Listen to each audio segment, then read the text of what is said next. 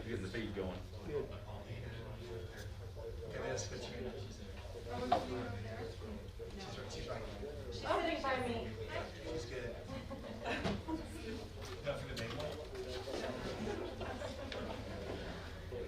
There she is. Hi, Katrina. Hi, Katrina. We just see you. Let me turn on or turn her off mute. Oh.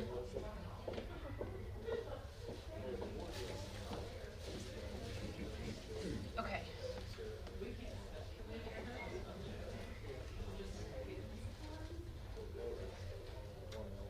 Katrina?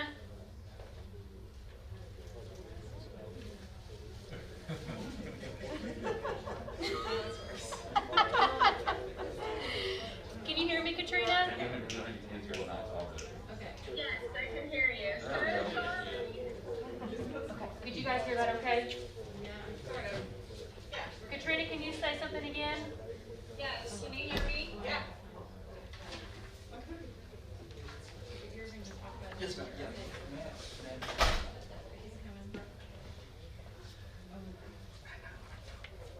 Okay, is everybody?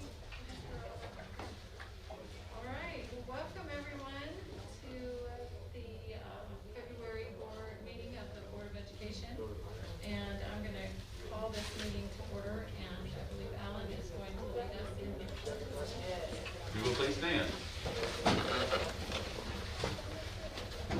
I pledge allegiance to the flag of the United States of America and to the republic for which it stands, one nation, under God, indivisible, with liberty and justice for all.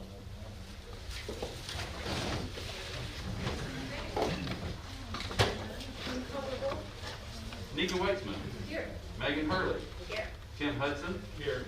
Justin Eichmann. Here. Katrina Osborne. She said here. Yeah, there's a bit of a delay. Tracy Pomeroy. Here. Keaton Smith. Here. On our recognition agenda tonight, we have a couple of staff people to recognize. First, Tammy, please come in. Tammy's a math teacher at Hope Middle School, and she is a state finalist for the Presidential Award for Excellence in Mathematics and Science Teaching. Ms. Hudson. Okay. All right. Well, I have to take advantage of the opportunity. Any of you who've watched the Charlie Brown shows, movies, and such,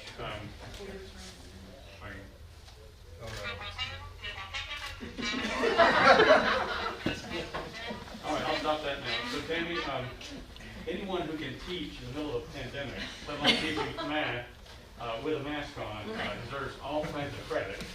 You're being recognized for far more than that, of course. So I'll just present this recognition of outstanding achievement to Tammy Toomey for being named a state finalist for the Presidential Award for Excellence in Mathematics and Science Teaching.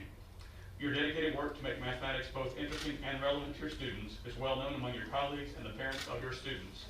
Now the rest of the state is learning about yet another stellar teacher we have here in Fayetteville. Please accept our proud congratulations.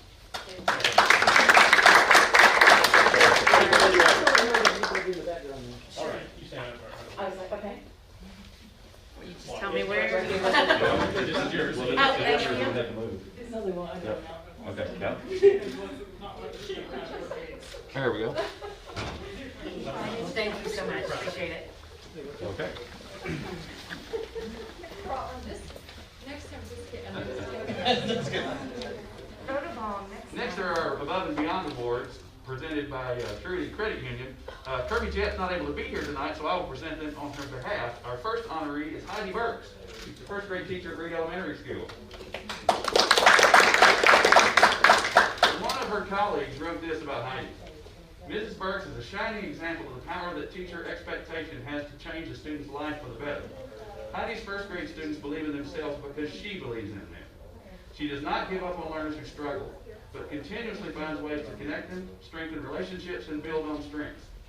Just recently, the incredible thing she taught about Dr. Martin Luther King brought tears to my eyes. To hear 6-year-old children synthesize the works of Dr. King and recite portions of the speech, "I Have a Dream," is an unforgettable moment for me, and I'm certain for those students' families. We all know there's power in words. For words of inspiration and encouragement on a daily basis, tied with high expectations and strong relationships with her students, will undoubtedly change lives. Ruth is so fortunate to have Mrs. Burks.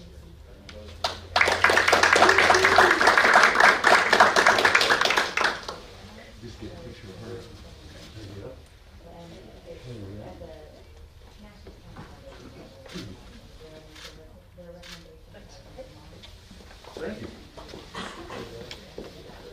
The next honoree is Corporal Elliot Lovker. Corporal? There we go.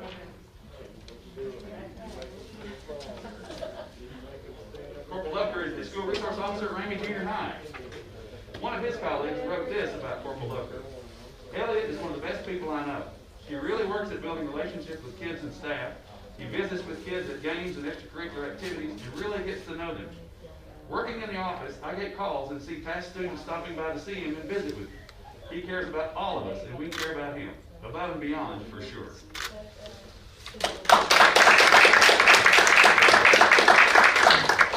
Get back and treat family. Get real quick. Absolutely. Oh, Yes. Me too. Fourth habit. Thank you all. Thank you. Thanks, sir. And now Chief Tom Jenkins of the Rogers Fire Department is here to make a presentation. With Prince. That's the thing with firefighters, we never travel alone. So, I know this is unorthodox for us to be here. I'm Tom Jenkins, Fire Chief of the City of Rogers. This is your Fire Chief in Fayetteville, Brad Harden. Hello. And the Fire Chief of the City of Springdale, Mike Irwin. Back on March 23rd, March 16th, we, just like you all, were part of the public safety folks in Northwest Arkansas trying to wrap our heads around COVID-19 and what the heck we were going to do. And the Metro Fire Chiefs here in Northwest Arkansas, helped to assemble a task force that's still in effect that served to try to share information and solutions and give us some guidance in a time, if you'll reflect back then, that was a little troubling, even more troubling than we're in today. And my colleagues and I reflected several times at how fortunate we were. Task force here in Northwest Arkansas was the Fayetteville Public School District. I want to make sure that you understand we're here tonight to thank you on the behalf of the fire chiefs in this region, that we oftentimes work together, but it's not common for us to see the kind of synergy and collaboration that we see in this pandemic and this disaster, but in particular, your school district gets a gold star and an A+ for working well with others, helping us in skills that we just don't have. We didn't know what Zoom was, I don't think, until Dr. Duncan introduced me. In particular, your superintendent, Dr. Colbert, has allowed this district to work with the task force to help do things and solve problems and communicate information. And that sounds easy, but that is not easy. That's a complex thing to do. That task force is made up of law enforcement, public health, the region's healthcare providers, you name it. There's a lot of people needing answers. Over the last 10 or 11 months, without the support of the superintendent, and in particular 2 staff members, Melissa Thomas has been vital, has been there, I think, every week since we've been having it, off and on, but in particular,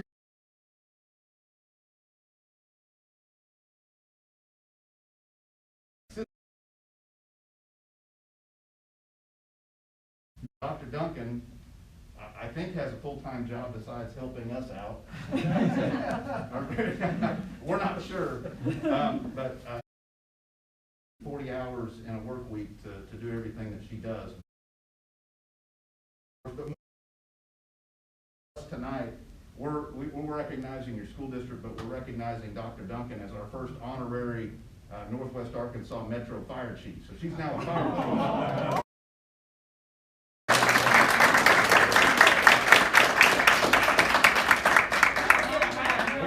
She gets a helmet. She has a real helmet. She gets a Michelle didn't hear yet, but it's coming. So I don't know if you call her doctor or associate superintendent or chief at this point. But thank you very much. We appreciate your support. Thanks all this for all they do.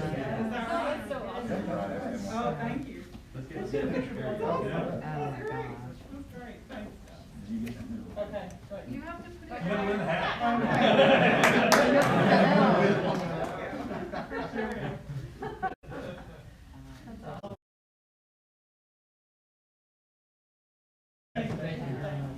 say real quick, being the city of Fayetteville, I cannot tell you what a great lady she is. She has been, I mean, he said, we didn't know what Zoom was, and she has come in, I mean, she just has a presence bigger than life. She lights up everything. She's been getting up every morning and being in our meetings at 7:30 since this began. Every single Monday morning, she's organized us. I'm telling you, she is fantastic. And thank you for loaning her. Thank you all for Yeah, thank taking you. the time.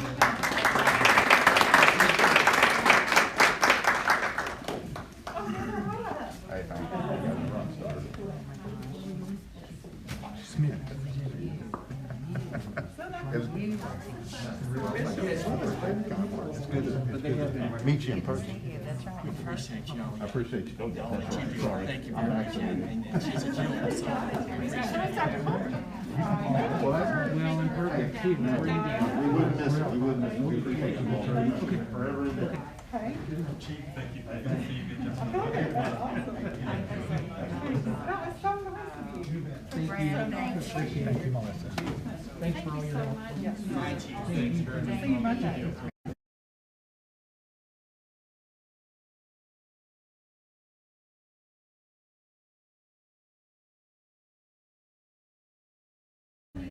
Participation, which means we can move on to board member reports, and I think we have a few tonight. We've got, Tracy, you have a report for us? I do. I am a part of the Academic Advisory Committee, and we had our third and final meeting for the school year on Tuesday. Joy Shirley and a team of panelists presented on social and emotional learning. They shared how the district is incorporating SEL into everyday lessons for our students and provided great resources for our parents. They gave examples of curriculum from Boys Town, from Habitudes, from Choose Love, and it was so well received by the parents. It was such a great night and presentation. You know, I think that's on the forefront of all of our minds right now is just how our kids handling everything that they're having to go through. So I think the parents really appreciated some resources for the, you know, to use, because some of them are teaching their kids at home, you know, so they appreciated having some of these resources. And as a parent, I'm just so grateful that our district put such an emphasis on social and emotional learning. I mean, as important as academic learning is, and we know it is, that's why we have schools. If a kid comes into a classroom with something, you know, they've had a fight, they're mad, they're upset, they're sad, they may not be able to learn that day. So the fact that our teachers have been trained to look for those cues and then to help them through those situations is just so valuable, I think. And as a school board member, I was so proud and impressed with our team. You know, Joy Shirley is amazing, and our counselors, they just invest in our kids every day, and I was just so impressed. I'm just so proud to be a part of that. And then also that we have developed such a partnership with Ozark Guidance, and they've just added so many resources to our school, so that's really great. I'd like to thank Dr. Weaver and his team for all the thought and planning that they put into the Academic Advisory Committee this year. They put together some great presentations and for the parents and community members. I'd also like to thank all of the parents if you're watching, because after a long day, it's so hard to jump on another Zoom meeting. So they've really taken the time to invest not only in their kids, but for their schools and for our district as a whole. So we really appreciate that. I hope they're able to take some of this information back to other parents and maybe even to a PTO meeting. And also, Dr. Weaver and I really hope that next year we can meet in person. I've heard a lot about these dinners that they get to have, and I didn't get to have one, so we're hoping to enjoy a meal together next year and some great conversation. So, That's great. Thank you so much, Tracy. yes. Okay, and then Tim, you have an update for us too? Yes, the good news is the legislative session had to suspend a lot of their activities in the last week or so with the snow and ice. There were certain things that didn't get looked at, and hopefully that will cause me more efficient in the final weeks of the session. The two bills that have gotten most attention on the education side, House Bill 1218 and 1231, 1218 is one that prohibits certain types of curriculum related to race, gender, social justice issues. And the other one would take funding away from districts that adopted or utilized the 1619 project in curriculum. Both those are currently held up. The 1231 on the 1619 project, the motion to pass may have failed, and I'm sure they'll take another swing at it. But there's been a lot of attention around these, mostly negative. In my view, that's as it should be. There's also a couple others that ASBA is formally opposing. One is House Bill 1171, allowing students who transfer for school choice to be immediately eligible for interscholastic activities and competition. And generally speaking, when you transfer to another district, you don't have that immediate eligibility. And so the ASBA position on that is to oppose. I'll report on the positive, on the affirmative side, HB 1157, which increases the amount that teachers can deduct for their own personal classroom expenses that they contribute. I think it's doubling from 250 to 500 for a single teacher, and that one looks to be on track to be passed, which would be really good, because we know teachers spend probably a lot more than that on average in outfitting their classrooms and providing for their students. Another one that ASBA is opposed to, and I did not get a most recent update. This is House Bill 1368, that any special election, for instance, a special called millage election, would be required to be held on the presidential primary or general election day, that being the Tuesday after first Monday in November or the third Tuesday in May. That is an effort to, really limit what school districts and other institutes or municipalities can do in terms of calling for citizens to vote on issues of importance to them. And that would mean that elections would be every other year. Well, or no, it would be on what would be the presidential primary in the off years. So it would apply to the off year as well? In the off years, it would be on that third Tuesday in May, or which is the same thing, would be no different than a non-election year or a special election called in the middle of, in whatever time frame the board might want. It's an effort that they package it under, well, this is to increase citizen, turnout and participation and such things. And as we know, school issues are typically way down ballot. And that millage issue where you're trying to convince folks to do things that, help us build fabulous facilities like this. If they get caught up in the politics of partisan election seasons, then I think the challenges become monumental for us and other districts and municipalities. So even though they're doing it under the guise of it happening to increase turnout, as I said, in those off-year elections, it would be just a single ballot kind of thing, single issue ballot. And finally, HB 1371, ASBA opposes this, is to provide the tax credit for donations to I think it's called the Success Scholarship Program for private school support. It's an effort to get public tax dollars supporting private education. We also allow for a tax credit for payments to a public school or private school for classes or programs that a private school student might want to take. And that one is also currently in committee. ASBA opposes that one. There are a lot of things that ASBA is neutral on, basically a lot of technical things and issues that are not clearly controversial. And it does look like that the COVID-related exemptions about the school assessments each year, those things are going to be set aside appropriately for this year based on COVID. And that's all I had to share. Tim, what was the bill number for the teacher exemptions? 1157. That increased the teacher classroom deductions. House Bill HB 1157. And I'm sorry, you said that passed? That one is moving toward, yes. Okay. I'll look to see if we have the most recent thing on it. Anything else on planning the legislature? I did hear somebody suggest an amendment to the election one, which is why I popped in there. I was wondering whether it was. You can kind of understand from election commission point of view, it must be difficult to always have a special election popping here and there. But if they just chose quarterly dates, like if you had one election date a quarter, or first quarter, second quarter, third quarter, fourth quarter, it would seem like you could consolidate a lot of elections, you could still be timely to local government entities and allow people, you know, some certainty going forward. So throw that one out there if it has any wind behind its sails to do something more like that than to really restrict the ability of local governments to put issues up before voters. Right, and we pay for the cost of the special elections, and so it might be helpful to, as you suggested, to do it on a Split it really, yeah. The last thing I show on my bill tracker here shows on February 10th, the vote failed on it. It was 46 to 46. Oddly enough. That's on the election one? Yes.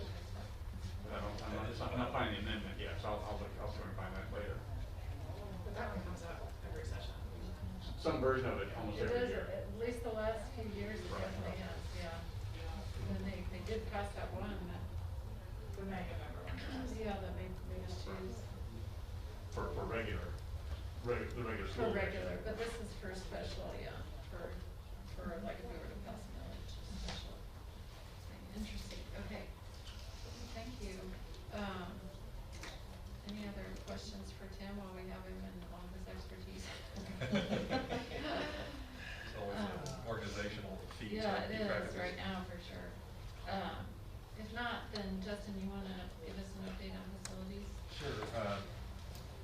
Thank you. I guess we're sort of in the middle of quite the whirlwind as far as review and approval of various parts of the projects that comprise the bond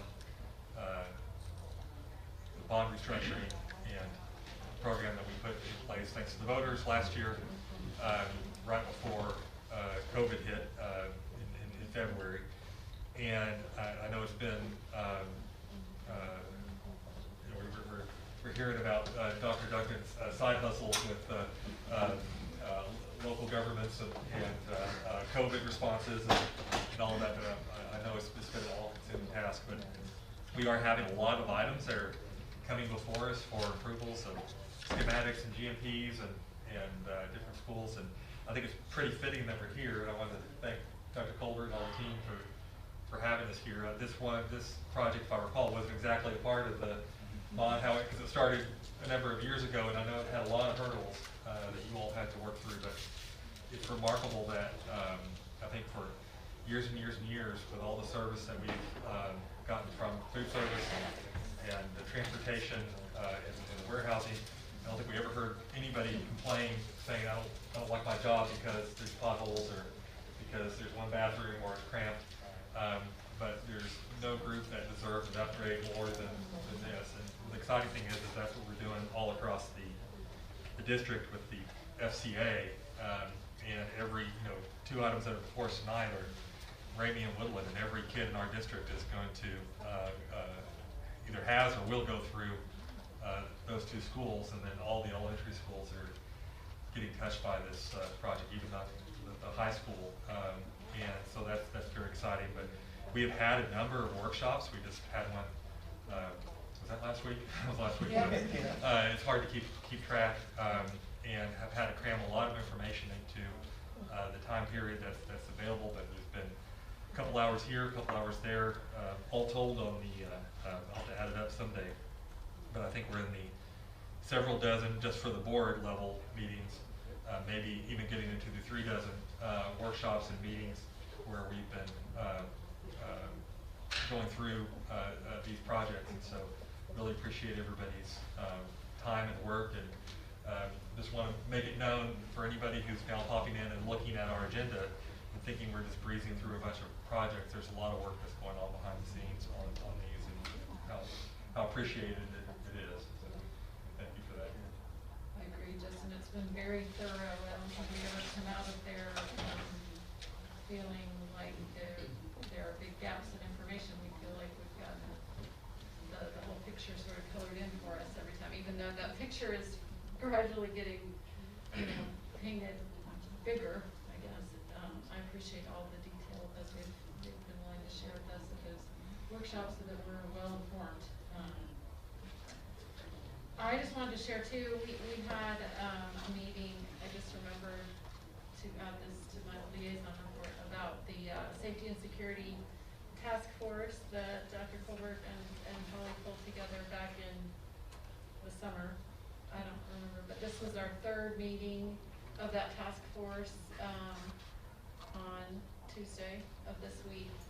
And I think there were about 20 members of that task force there, and we broke into small groups and had some conversation that was designed around, you know, questions about what are, you know, sort of a SWOT analysis of our district in terms of safety and mental health. And some of the things that came up during that conversation, I mean, it's just an encouraging process because we're bringing together people from all different parts of our community that play different roles. And we're addressing safety and mental health in one conversation, which I feel like we're ahead of the curve on that. And everybody in the group, well, not everybody, but several people in the group recognize that as a key plus of this process, that we're not having a safety task force and a mental health task force, but we're actually talking about this as one big overlapping conversation.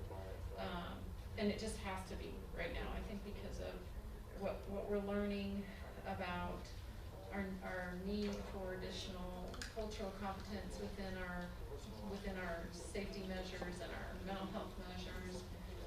So we talked a lot. Chief Reynolds was there and gave a very thorough assessment of some of the work that's been done since August in terms of just getting a better understanding of this issue and how it affects minority students differently, and how we need to be dealing with it from a mental health point of view. So it was a really good conversation, and I think one of the things we're realizing about this task force is that it's probably going to be just an ongoing conversation because there's really no, okay, here's our to-do list, let's start checking those things off. It's just, we're learning so much. One of the things that came up was, everybody knows that as kids come back to school in the fall, they're coming back with new and different challenges based on this past school year, and we don't necessarily know what that's going to look like yet in terms of a behavior concern. And so we're going, but I feel like we're doing the best we can to stay ahead of that, and we're aware that it's going to be a challenge. But you know, some of the things that came up were trying to get, you know, this conversation we've had so many times before about our counselors having the time to actually be counsel students, because there are going to be a lot of kids that need help with that transition. So things like that. It was a good conversation. So it's probably going to be an ongoing task force. But does anybody have any questions about what we're discussing there? Safety and security, or I guess you can probably watch the recorded version of it, or you can see the minutes. The minutes are posted online on the website. There's a link to the agendas and all of the minutes. And Holly was collecting all of the notes from the different small groups, all of the feedback they each had, so it'll be pretty specific list of topics we covered. So if there are no more liaison updates, I'm going to turn it over to Dr. Yes, ma'am. Thank you, Madam President, and to the board. Just a few things. One, I just wanted, of course, update the board about the fact that last week, was the week that we were not looking forward to, but it came anyway with the snow. And that initially we were doing virtual days, and then when we saw that we was going to go throughout the entire week, I talked with the staff and just made a decision that, our students and our teachers are actually already burned out, and they want to just be human and go out there and enjoy the snow and all that stuff and give them a break from all the, because some people and parents have been talking to me that they've been stressed out with all this going on. And so I just made the decision that it was time for us to do snow days. And so we did snow days so that, people can just relax and get out there and enjoy themselves and not think about being on some Zoom or whatever. So I just want to let you know that was the basis of that we made that decision. Plus, there were some families also having trouble that's getting onto the internet and all that. That was frustrating. Then you had the snow, then you had the COVID. It was just overwhelming. It was time for us to make a decision. Hey, let's just calm down, stop, let's breathe, and give them a break, and not letting them have that snow day. And so, with all of those things going on, I think at first I said, did we make the right decision? And then I went out and talked to some parents and says, thank you very much, Dr. Colbert, because my child really needed that break. And some teachers also said the same thing. I don't know if the teachers sitting in the room back there would agree with me that they needed that break. And so we made the decision. I think it was the right decision.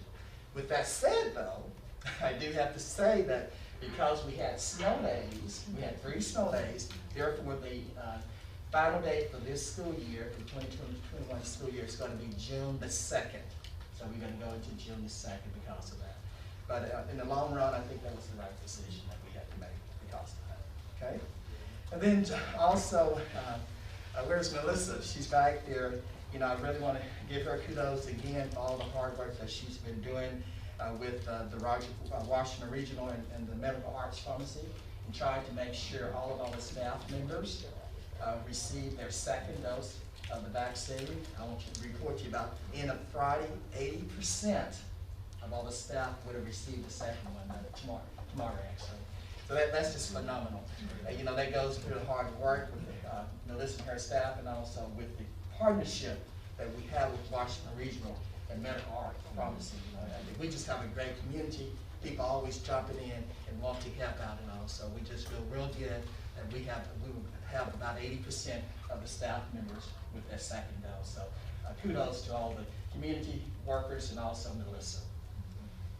Also, he's sitting in the door. I know parents say, what are we going to do? Are we going to have any celebration? Are we going to have graduation? Whatever. I want you to know that their principal's on the ball. He has submitted to me a proposal about, hey, how can we adjust the end of the school year? There's a lot of things that we have to make a decision about. I know that parents are anxious to know what we're going to be doing. Also, vendors also want to know, are you going to come to us? Are you going to let us host whatever for you? So we're evaluating that right now, and hopefully, Dr. Dawson, I know you're waiting for a decision from me. We'll try to get all that decided, hopefully, you know, before spring break. That's what I'm shooting from Dr. Dawson and to the parents. So be patient with us, because there's a lot of things we have to look at and consider before we make that final decision. But it's coming. But tentatively, we did talk about some dates because we're going to have to do a hybrid graduation, especially. We're probably going to be doing about 2 days. So those dates I think are going to be set on May the 14th through the 15th. So we're going to try to do 2 days because we're going to have to still follow the guidelines that's set by CDC. We can't have too many people there and all that. It has to be according to the capacity that we have. And so therefore those dates we're probably going to try to stick to. And like I said, before spring break, hopefully we can finalize that especially. So May the 14th and 15th, that's a Friday and a Saturday. Also, you know, we got a new public library in town, and we really appreciate that partnership that we have partnered with them in Brightwater and also the Northwest Arkansas Community College that we're trying to make sure all the culinary arts program is up and running. They have agreed, Brightwater has agreed to provide a teaching chef for the 21 and 22 school year. So that's exciting. And you all saw what the public library has to offer with that. So we love the partnership that we have with them, and Brightwater has agreed to do that. So we're kind of excited about the progress with that that's going to happen next year. And then, of course, as I told y'all, that we have begun this discussion about what is next year going to look like. How are we going to meet the needs of the kids? Because I know, and we all know, that we have to provide some additional assistance. And so we're working through those processes, and we've had some conversation with other principals, and we're going to try to roll that out as well, because I know parents are kind of anxious about what options are we going to provide for next year. So hopefully we can roll all that out to either the latter part of March or 1st of April. So we're working on that as well.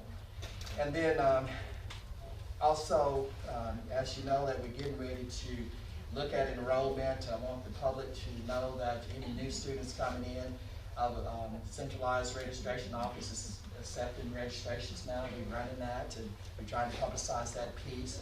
And at the same time, we're doing the intent to all the current students, because we need to know how many of those students are going to be returning to us so we can start talking about staffing, because we have to make sure we try to get that done and see how many new staff members we have to hire and all that. And in conjunction to that piece, there's so many moving pieces, then we have to send out the intent to the staff members and see how many staff members will not be returning and all. So we have a tentative number with that, and so we're looking forward to trying to replace. So far we have 12 staff members who told us that they're not returning. And so since we know that we're going to look at the enrollment, it doesn't mean that we may have to replace all 12, but at least it gives a figure about how many who have agreed to, who told us that they're not going to return. And so we have, we have that strategic plan about looking at the increase of diversity in the district and staff. And so Greg and his staff has started doing virtual recruiting career fairs and all, so I'm kind of excited about that piece. As I'm going to State University from there in Texas, Arkansas Tech, Jackson State University, U of A, of course, University of Arkansas Pine Bluff. So there are several that they have already scheduled that they'll be attending so they can get on top of things. Because I know that we probably will be replacing some of the staff members there. And then, I was trying to wait until Mr. Matt Morningside would be here with us. He's here. Are you serious? He's lurking at the home. Matt, come in. There you go. Yeah, that's good timing. Yeah, he's been working already. He's been doing the task. Why don't you go to the podium? We have a neat opportunity there at Holt that I'm going to let Mr. You want to take it from? Yeah, you bet. Okay, Go over it. Thanks very much. This is a new little place here. It's kind of nice over here. It's kind of cozy. And the wait is short, I guess, for whatever reason. So nice. So thanks for having us. We have an opportunity to pursue a joint use agreement grant from DESE. And we're going to partner our proposals Up here in Fayetteville. And so we have been a partner with them for over 10 years with our after-school program and that kind of stuff. And it seemed natural for us to continue to upgrade our outdoor facilities, and this is what this grant is. And so what do we want to add to the outdoor? So we look at what is of interest to our students. That's the most important thing, to make sure that we meet the needs and the growth. And so what we found out in the last couple of years, adding clubs, we found out that volleyball has been taking off. And it's kind of interesting, and we know it's taking off at recess, because whenever we have tryouts at the junior highs, you see the girls playing like faux volleyball, and they try to like imagine the net that's there. The boys come in and they hit real hard or whatever, it's kind of crazy, and the girls are like, would you stop? But they continue and they run drills. And so we're like, it would be great for us to have a volleyball court. And so it would, something like that kind of got into our minds the last couple of years. And they cost a little bit of money. They cost upwards of $40,000 of one that's ADA accessible and has a great turf longevity, and it's a quality outdoor court. And so we started thinking, what about a joint use agreement? And so we looked into that, and it's a $30,000 from the state and $10,200 from our PTO, who's been saving up to help support this piece. And those have all come together if the state decides to go along with this, if we can actually get your approval and support of this actually for first. And so that'd be awesome to be able to kind of pursue that. One of the things it does, it aligns with a couple of our goals for our strategic plan. It aligns with goal 1, when we're looking to also look for our diversity pieces, and also goal 3, when we're looking for the clubs and athletic things for underserved, unfortunate children. And so those two things kind of fall right along with our strategic plan as a district. And so I thought it would be a nice fit. I talked to Eric Schultz, who is the chief professional officer over there at the Boys and Girls Club. We met. And then Ciante Thomas, who's also the after-school care assistant director, and part of our team is Melissa Thomas, who's our chairperson for our wellness committee for our district. And we shot these things around here, and we've got all of them on board as well, moving forward in this process. And one of our goals to kind of see if this is, is it valuable? How are you going to evidence use of this, of this kind of spending of the money?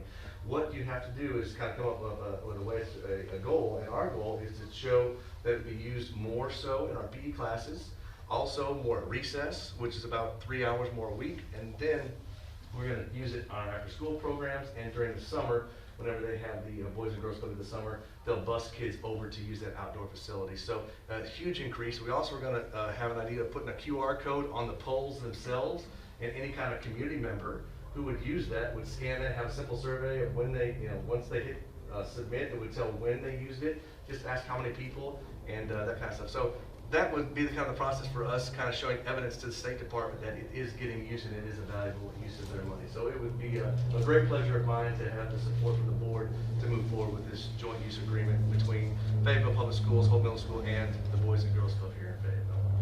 And then as a time frame to the reason why we're bringing it to you tonight, for your support, because we have to have a letter of support from the president to say, yes, we are in support of that, and also from me as the superintendent. So we're asking y'all to give us an agreement that you'll be willing to write that letter of support so we can go ahead and get the application out. And it's due when, Matt? Come on. Yeah, so we have a very short time frame to get it done. This isn't recorded. I was gonna say, And so I'm easy. I know this president, I know she wasn't gonna say no to this. I've got gifts if there's okay. I've got some pencils. No, I use my own pen and I will sign it. But I just wanted to say thank you, if you could extend our gratitude to your PTO for the work they've done to partner with the state in funding this. I know the kind of work that goes into that, that's a lot of money to raise. So, I mean, I appreciate all the time and energy you put into trying to find the resources to make that happen. But I don't know if board members want to ask any questions about it. My only question, does this require a motion and vote by the board to authorize? It's not spending any money Right. from the district, so. But we didn't want to do this without bringing it to you. At least I want you to be aware of, and especially since we do have to have a letter of support from the president, so. Mr. Mercer, is there, who initiated the joint use agreement? Was it? We did. You did? Yes. Okay. And have you, The PTO and myself, because we meet monthly, and so that's where it came from. so you reached out to the Boys and Girls Club? Yes, I called Eric over there, yes. Do you have, I feel like it would be great to just share that process with other building leaders. Absolutely. And, because I know we've been really interested in facilitating joint use agreements, kind of shared responsibility and funding for, especially our outdoor facilities. So you've had success with that, so I feel like leveraging that around the district, that process. That'd be great. Because we did find out that, which we're gonna have to continue to investigate. Holly, remember we was talking about that there's supposed to be an agreement that the board has already approved. So did you ever finalize that? Well, just a little bit of historical knowledge. We have, the joint use agreement grant has been around for several years, so probably since, gosh, even before, early 2000s, we have several of these in place throughout the district. A lot of the, Mr. Morningstar's track at the school came about through a joint use agreement grant. Some of the other tracks at some of the other schools are also through joint use agreement grants, and a lot of the Frisbee golf courses. I believe even maybe the tennis court at Vandergrift may be with one of these joint use agreements. So it's a really great program, and it does require, and we think this may be a new requirement. It will require a board policy. After the receipt of the grant, there will need to be a board policy put in place about this joint use agreement grants. And we thought maybe we had already had one in place, but this seems to be something that we'll have to do once he receives word that he has received this grant. That group will come back to you. Right. We'll bring it back to y'all at that time for you to vote on that, so we can get a policy in place. So, I'm sorry. So Holly, when we have a joint use agreement for like a track or whatever, is the track just able to be used by us and that other organization, or does that open that up to the community? And should I say sorry. This is a little bit, it's in the past a little bit, but it's yes and no. Yeah. An example would be a lot of these agreements are with PTOs and other agencies. Some of them have been with the city. There's a variety of ways you can operate these, but for the most part, they want to see that they are open and in use by the community. So that's something you will display in your grant proposal, that it is very available to the community. That's kind of one of the components. Okay. Yes, we talked about that, and we have fences around, so we have a logistics program with our custodial staff that actually opens up the gate in the morning, locks them in the morning, opens them up at night, and if we miss a gate, I get a text at about 3:15 for the disc golfers because we want them to stop hopping the fence because it damages it. So yeah, it's really used by the community a lot. I think this will be really taken advantage of for sure. One quick question. So it's located at Hull. That's where That's correct. And then the Boys and Girls Club, would they like program it? Like would they have specific programming around it, or? So that was one of the things that we talked about in our meeting. And sometimes you open up an opportunity that you didn't know that you had, and you start looking at things different. They tried to get a rec league, as kind of a rec league of volleyball going in the past. AAO in the community has one that's competitive, and so they're trying to work on one that's more recreational. And so they've never been able to get it off the ground and have like 4 teams or different leagues and everything. And so this may open up something that they were excited, because they've tried it before. So that would be their scheduling. They would be able to kind of maybe have, one of the things we brainstormed about was to have like an open night and have a meet there in an evening outside, and an outside event kind of thing may draw more people and get more interest. I think with the success with our volleyball program in the city as it is right now, I think, and also with there's a boys rec league that's growing right now, that they may also start promoting some of the more use, so they can actually start programming to use it. Okay, great, thank you. Yeah. And the location is right here. You can pass it around if you want. It's right by our basketball court, right by the street. ADA accessible. Kids can be with everybody the whole time, which is fantastic. So. It'll be, I know Coach Dillon's gonna be excited. Yes. It'll be a nice accompaniment to your sledding hill. The Husky Sled Park was definitely open. It was a great fundraiser, by the way. So we didn't charge it. Thought about it, but the fundraising is kind of slim. But I would be also remiss to not mention our PTO, Noelle Sagonic, our president, has done a lot of the back writing, as well as Sandra Ware. She's been reaching out and being part of our community liaison. She did a lot of the finance background. And then Kelsey Romer as well has also been a big piece in there. So we've collaborated on that piece right there, just to kind of get the topic out. They're itching to continue to put that stuff out there, though. They can't stand not going in the building, I can tell you that, but they're working well. Well, it's so good when you give them like an actual tangible project to raise money for it. I think that ends up being very motivating and gets them on task, because then they have something they can show their people who've made contributions. That's right. Thank you for all that work and collaboration. Thank you, sir. Thank you so much for your support, and don't forget some extras here, some stickers, or learn qualities. Thank you very much. Thank you very much. Thank you. That's all I have, Madam Okay. President. Thank you very much. I had a question from something else you mentioned earlier, but now I'm not remember what it was. It's too long ago. I can't remember. Okay. Well, Anything of it? no, I don't. Anyone else got any questions for me? Any more questions? Can you give it, what was your topic list? What did you tell us about? Yeah, what Oh, yeah, sure. I started off with the snow days, and we had to go into June the 2nd. We talked about recruitment. Yeah. We talked about enrollment and notice of Oh, enrollment. right, And that, was it in there? It probably has to do with that. And then we started this, the partnership with the public library and Bright Water. Was that? No, Is that, and that partnership was that program was a 2-year program? Yes, right, yes. Right. Yeah. And We had to go back and negotiate about the teacher, and that was the big piece to that. They finally agreed, yes, they will provide a they teacher. will, so we Yes, will have right. a teacher, so we can start a new cohort? Yes, right. Well, no, we're gonna finish those current 6 to 8 kids who's in there currently, so they'll be ready to go back into that program next year. And we're working on how to continue that Yes, ma'am, partnership that's right, effectively. yes, right. It's the teacher that we're trying to find, they have to have special training and all in order for us to have that person. So They we need like to to do be- it in-house so we can be able to do it there right at the public library without going through Bright. And remind me of the co-certifications that they need. They need to be like a professional chef, and Yeah. they need to have. Have that, what is it, do you know what that's called? Yeah, the culinary person. Oh, yeah. Yes, right. Have to have that The piece one that there. allows them to teach it. Yes, right, teach it, yes, Right. yes. And are we finding ways to, if we have a candidate that has, like, that's a working chef, are we finding ways to support them getting that other? Yes, we are. Right now, we have one person, Holly, with, Lisa mentioned that to us, Hudson Dillon.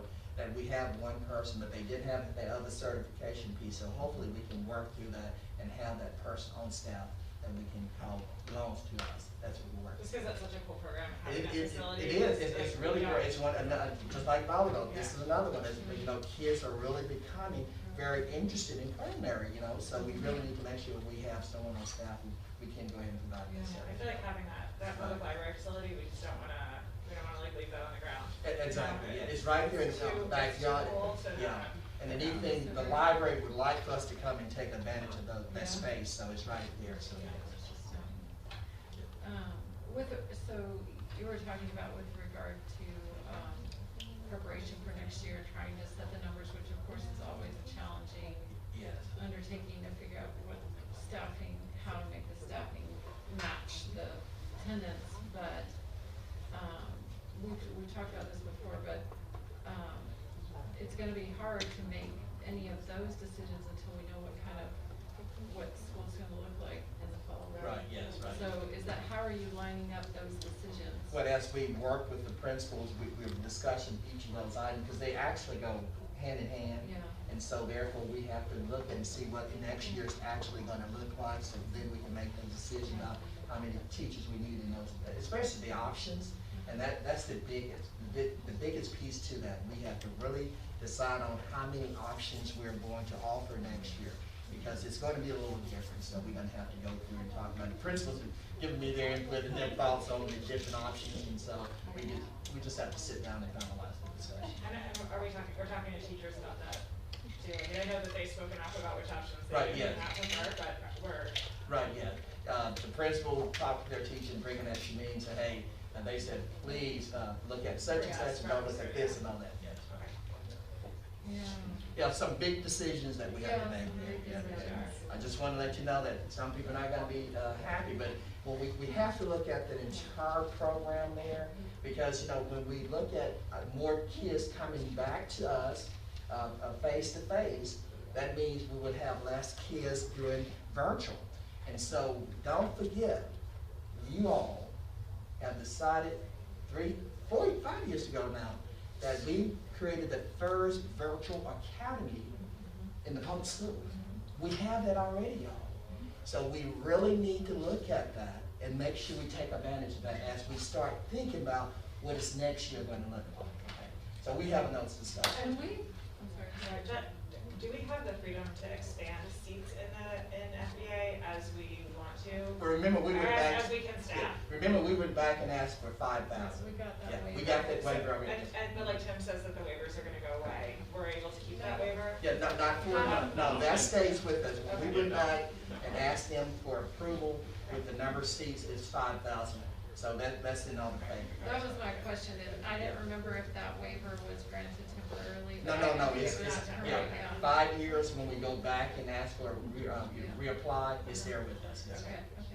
Okay. So I want to just say that because we have to keep that in mind, y'all, because we can't continue to have individual virtual schools at individual schools when we have a virtual academy. We have to take advantage of that. But I do want to say that teachers did say, or parents actually, say that we need to align the curriculum, especially the elementary piece. So we've been having that discussion as well. Because if we do go ahead and say, hey, this is going to be the virtual piece, so therefore we have to look at that curriculum to make sure that the FBA curriculum is aligned to the regular school curriculum. So that was the only thing that we heard about the downfall to going to FBA. And that's the easy fix. We can take care of that. But the secondary piece is fine, but it's just the elementary that we really have to revisit and look at it. Ms. Cook, she's good. She'll be willing to work. Yeah, and I mean, that is a program designed to be virtual. So Right, exactly. So, yeah, and we need to always remember that. So we will be having those discussions, bringing back to you guys about what those options are going to look like, so we can make sure we get that information out to the parents and teachers. Any other questions? No, I'm good. Okay. Katrina? Thank you all very much. Katrina, any questions? Okay. Okay. Thank you, Madam President. Appreciate it. So the consent agenda, I actually asked Dr. Colbert to pull the monthly financial report into old business.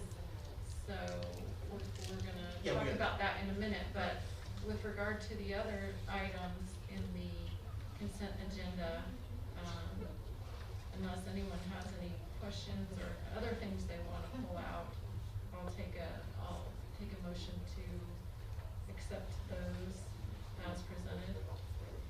A motion to accept the consent agenda as presented. Okay. Except for, Except Except for for the monthly monthly financial financial report. I'm making the changes so it'll reflect on that too. Okay, thank you, Catherine. I'll second that. Okay, so we have a motion and a second to, accept the consent agenda with, except for the monthly financial report, which we're gonna discuss here in a minute. Is there any more discussion from the board? No? Okay, all those in favor, say aye. Aye. All opposed? Okay, the motion carries, I think 7-0. She did say aye. Okay. You're I can hear her, translating. yes. I did say aye. Okay, you have to yell. Can you hear me now? Yes. Yes. You're just delayed, I think that's why. Oh, okay. Yeah. All right, so then we're moving on, do we wanna go ahead and do that you want to, financial we report ready now? to blend together? Yeah. Right, There was just a, I'm sorry, go sheet, you're probably in it, Glenda added a sheet for us that has to do with all these different, facility projects we're undertaking that is new to the report, so I thought it would be helpful for her, to walk us through that so we could ask her questions, especially since we have some GMP votes. Are you wanting me to do that now? or Yeah, do we're gonna do the project audit summary first? first, yeah, the budget. Well, let's do Yeah. the, Yeah, we're gonna have you in a few minutes. Go ahead and do No, we gotta the do- financial report. Yes. The. Yeah, you know that back sheet, remember, Yes, okay. let me just set the stage for her to go. Okay. During our retreat, you all was asking about the contingency plan and also how much money we had, and then we're screening for each of those, and GMPs and all. So I had asked Glenn to go back and look at that and put that in the budget so we can be reporting that to you monthly. But Mrs. Whiteman says, you know, since we had not discussed that, we would like to go through that with you and just explain to you what that looks like, what it entails, and also you have a better understanding of it. So Glenda's we're gonna pull this up for you, and we're gonna go to that page, the project summary. And I think it's very helpful for us. It's up under, Yeah, go consent to, agenda. right, Oh, I moved it to old business. Oh, I just okay. pulled it out. yeah, she's on the ball. You are ahead of us. Yeah, I was thinking it was gonna be old business too, so that's why I was confused if you wanted. Yeah, but she decided to go ahead and do it now. Absolutely, while it's let's- fresh and on the memory. This She has- page right here? Yes, that's it. Get you in line for just a little.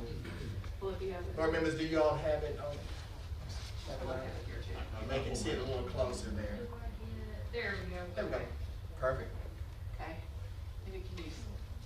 Yes. And take it all the way up, Jennifer, so we don't need the project summary There's thing. not a mouse there, how will it survive? I know, I'm not very good at it either. There you go, very good. Okay, Right is that there. good? It shows everything. Okay. Okay, you may have to come back when we move to the bottom, Jennifer. Okay.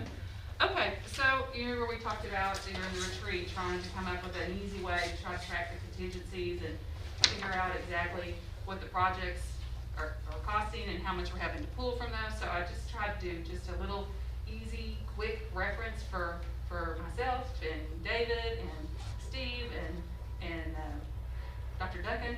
And so this is my shot at it, and I can change this in any way that y'all want it to look. But if you'll notice the first column here, and which is the budget line item there. Let me see if I can get over there so you can kind of see this column right here. This is what we thought the projects would cost back pre-pandemic, before prices changed, before we thought that was the scope of the job. We used I call him what did I call him, the Davidator or something? I think he's like my calculator, but he's David. And so he tells me kind of what he thinks projects are gonna cost. And so this is what we originally did. And then the second column, of course, is what ended up where we think we're falling. So I'm just gonna kind of go through these. The first 5 items there, I already have the guaranteed maximum price on them. So the LED lighting, of course, remember that's a few board meetings ago, it actually came in a little bit under what we initially said. So if you'll look over to the far column, that means that much money can go back into the contingency funds. so we don't have to borrow from there to get there.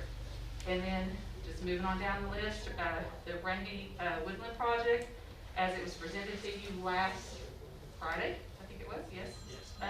That is the cost of that, and that's with the addition of all that signage, and there were a few other things, I can't remember exactly what it is, and I need Dr. Duncan here to tell me that, but she put at the end a little proposal of things that she wanted to add. This includes that price, okay? And that one's over budget, as you can see, so we're having to take from the contingency fund. Okay, then just moving on down, other FCA projects and the Happy Hollow addition that was presented to you as well last Friday. Initially, we told you about the Happy Hollow addition back in the spring, but we were kind of waiting to see what came out in our bond sales. And if you recall, we were hoping for 111 million. We got 114 million, so we put that Happy Hollow addition into this number. And that's why we're over budget, that 2 million change, is because we added that Happy Hollow addition into the number. It wasn't in there originally. Any questions on that? Okay, then sorry, I'm speaking on my butt. Child nutrition and the FCA. If you recall, we got the second lien bond to do this beautiful building. And we were going to be a little bit short. There wasn't enough money there after we went and got all the costs. So we were going to take that from the FCA line item that was on there for, on that FCA report. So I have it $1 million here, but it's really going to be, haven't seen the final bill yet, but it's probably going to be between $700,000 and $800,000, okay?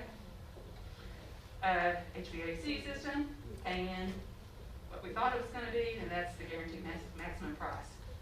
So all the things you see down below the HVAC gym are items that we don't know the exact price yet, and those are our guesses that we have in that actual line at this point. And we know that Washington and Leverett are going to be over based on adding that air conditioning unit and elevator, and that's our guess of what it's going to be. So you can read the rest of the way down, but basically we know the land was $1.8 million because that's what we bought. We bought the Rupert Road, and everything else listed here, we are planning to try to stay within this budget. And we'll know those figures closer to time. Okay, so. When we need to do it, contingency. So then, when you get down here to the bottom, what I did is I just did a little summary.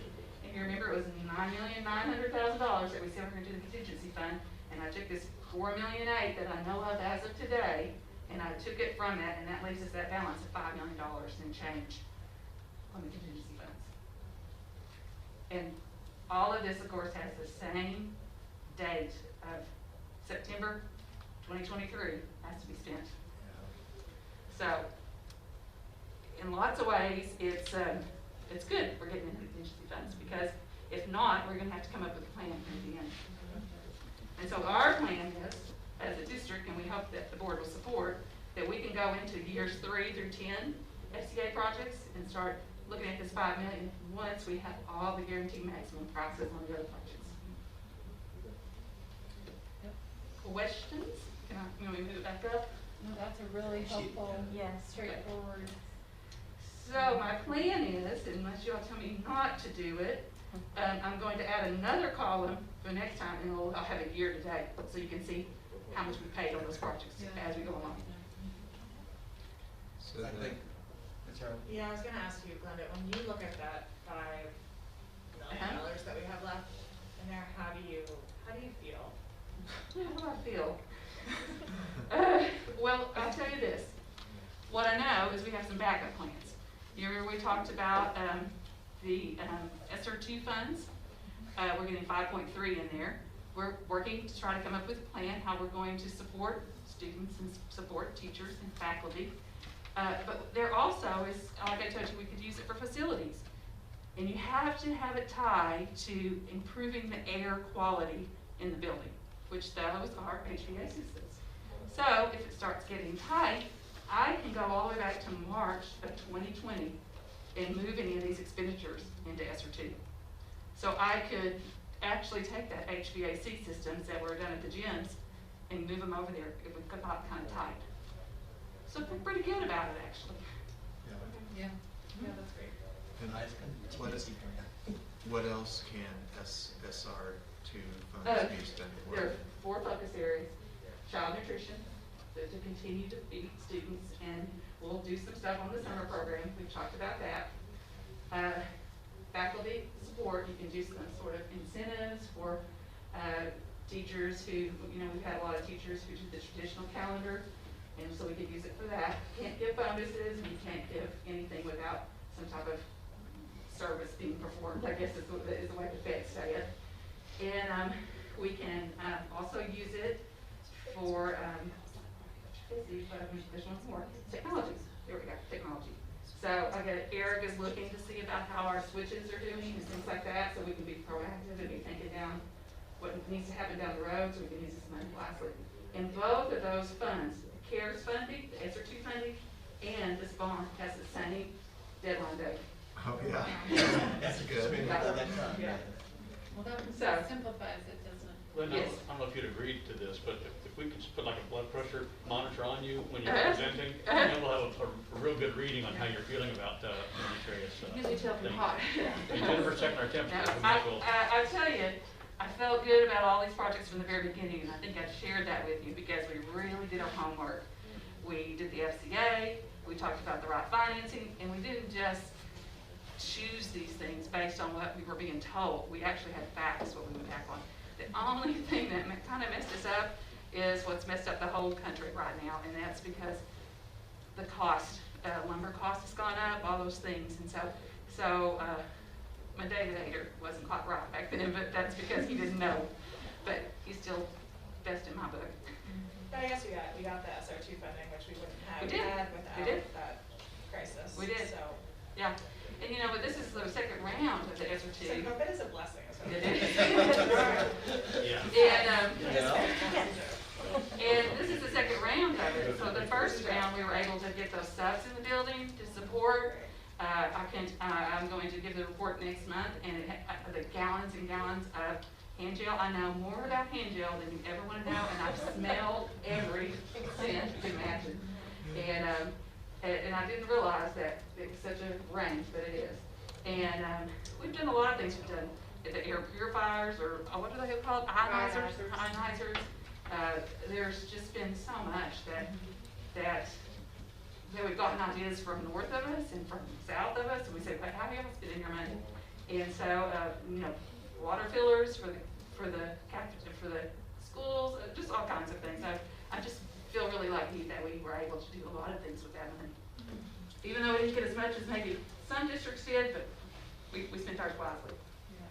No, I think I can think of several, I can't think of the specifics, but I can think of several times when you've mentioned to us, well, we could use our ESSER money for that, I mean, Yeah. so I appreciate you always having that kind of on your radar. And I really, initially I thought, when we first did this, we had a list of where we said the percentage of the jobs, so they didn't really tie up with the way we were bidding it out, so it was hard for me to follow, like, where are we really coming in on these numbers? And that's why I mentioned initially about the ESSER 2 funds that we could fall back on with. But at this point right now, I don't see that that's going to be necessary. Unless we hit something that we don't know about, it seems like we're on track. And we really want to be smart about that contingency funding anyway, because if you don't spend it as you go along, when you get to the end of the projects, whoever's the last project is thinking, oh boy, this is great, and it's not really fair to those who stayed within budget before them. So we want to be smart with it anyway. One other question. The land purchase, is that the Ruppel Road? It is, it's the land. Okay. And initially there was a bigger projected number in there, but at this point we just went ahead and did it because that's a short timeline to try to find land to spend what we thought. I think we had 7 million or 6 million in there initially. It just wasn't realistic. So that 1.8 was the purchase price, or? It was 1.8 and change, yes. Okay. We had 7 million in there for the purchase price? Initially, Yeah, we did. had. I don't remember I that. think we were hoping to buy quite a few pieces of land. Yeah. So really, truly, we kind of took that land money and we kind of, I'll sell you my house for a Washington elementary, expansion if you want. Well, you'll have to pass Dr. Duncan's requirements for a school. Well, the house was built in '38, so it's perfect. We own the sun. No elevator. So if it's board agrees, I just continue to put this in the Yeah. last page of the financial report, and I'll add a line item for year-to-date. That's perfect. Okay? Okay? All right, well, thank you for letting me share. Yep, so we should probably go ahead and take a motion on this since it, is supposed to be part of our, The budget, yeah, you have to approve it. yeah. But the full The whole financial report. Oh, the financial. Yeah, because we pulled it out. Yeah, I'll make that motion. Okay, so we have a motion to accept the monthly financial report. Do we have a second? I'll second. We have a motion and a second. Any more, discussion from the board? No? Any discussion from the board? I guess this is consent. All those in favor, say aye. Aye. All those opposed? Motion carries 7-0. And I apologize for the ARC fees, I will make that say architect next time. Oh. But y'all figured that out. Y'all knew I wasn't doing anything like that. Okay, thank you. All right. Now you're still up to. No, we need to go. We're moving on to the presentation of the audit. Yeah, For the I'll audit? move back there. I just had to click on it. Yeah, we did a little jimmying of the, here you go, Jennifer. We were talking in the hall that at this time last year, if you remember, No tunnel? Yeah. remember? No tunnel? Yeah. That's what that was code for.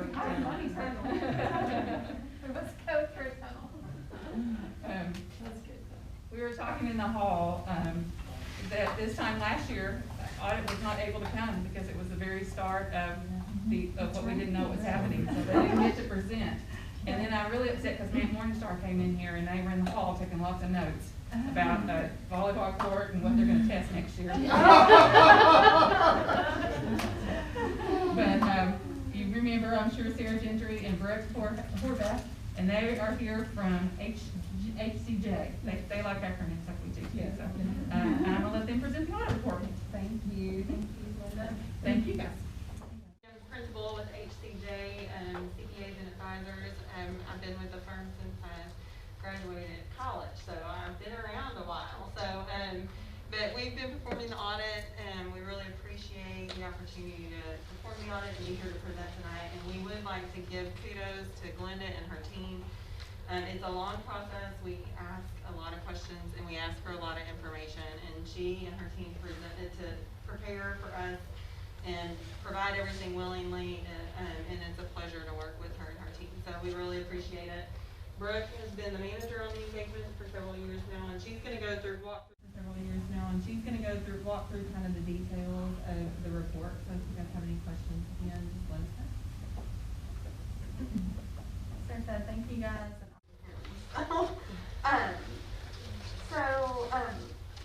Like she said, we performed the fiscal year 2020 audit, and we're wrapping that up. So our responsibility in relation to the audit of the financial statements is to express an opinion on the balances included on the financial statements. So that opinion that we gave was an unmodified or clean opinion, which is what you wanted. And that is on the regulatory basis of accounting, which is the prescribed method for school districts by the Arkansas State Code. So, because you guys report on the regulatory basis, we issue an adverse opinion on the GAAP basis, basically saying you guys aren't following GAAP accounting, but you are following another method of accounting that's allowed. So, I'm not sure if you guys have the financial statements in front of you, but just a few key things that we kind of want to touch base on. On the balance sheet on page 4, you notice the general fund, that consists of the operating funds of the school district and restricted state funds. Your special revenue funds are your federal programs and your food service. And your other governmental funds are your capital projects and debt service.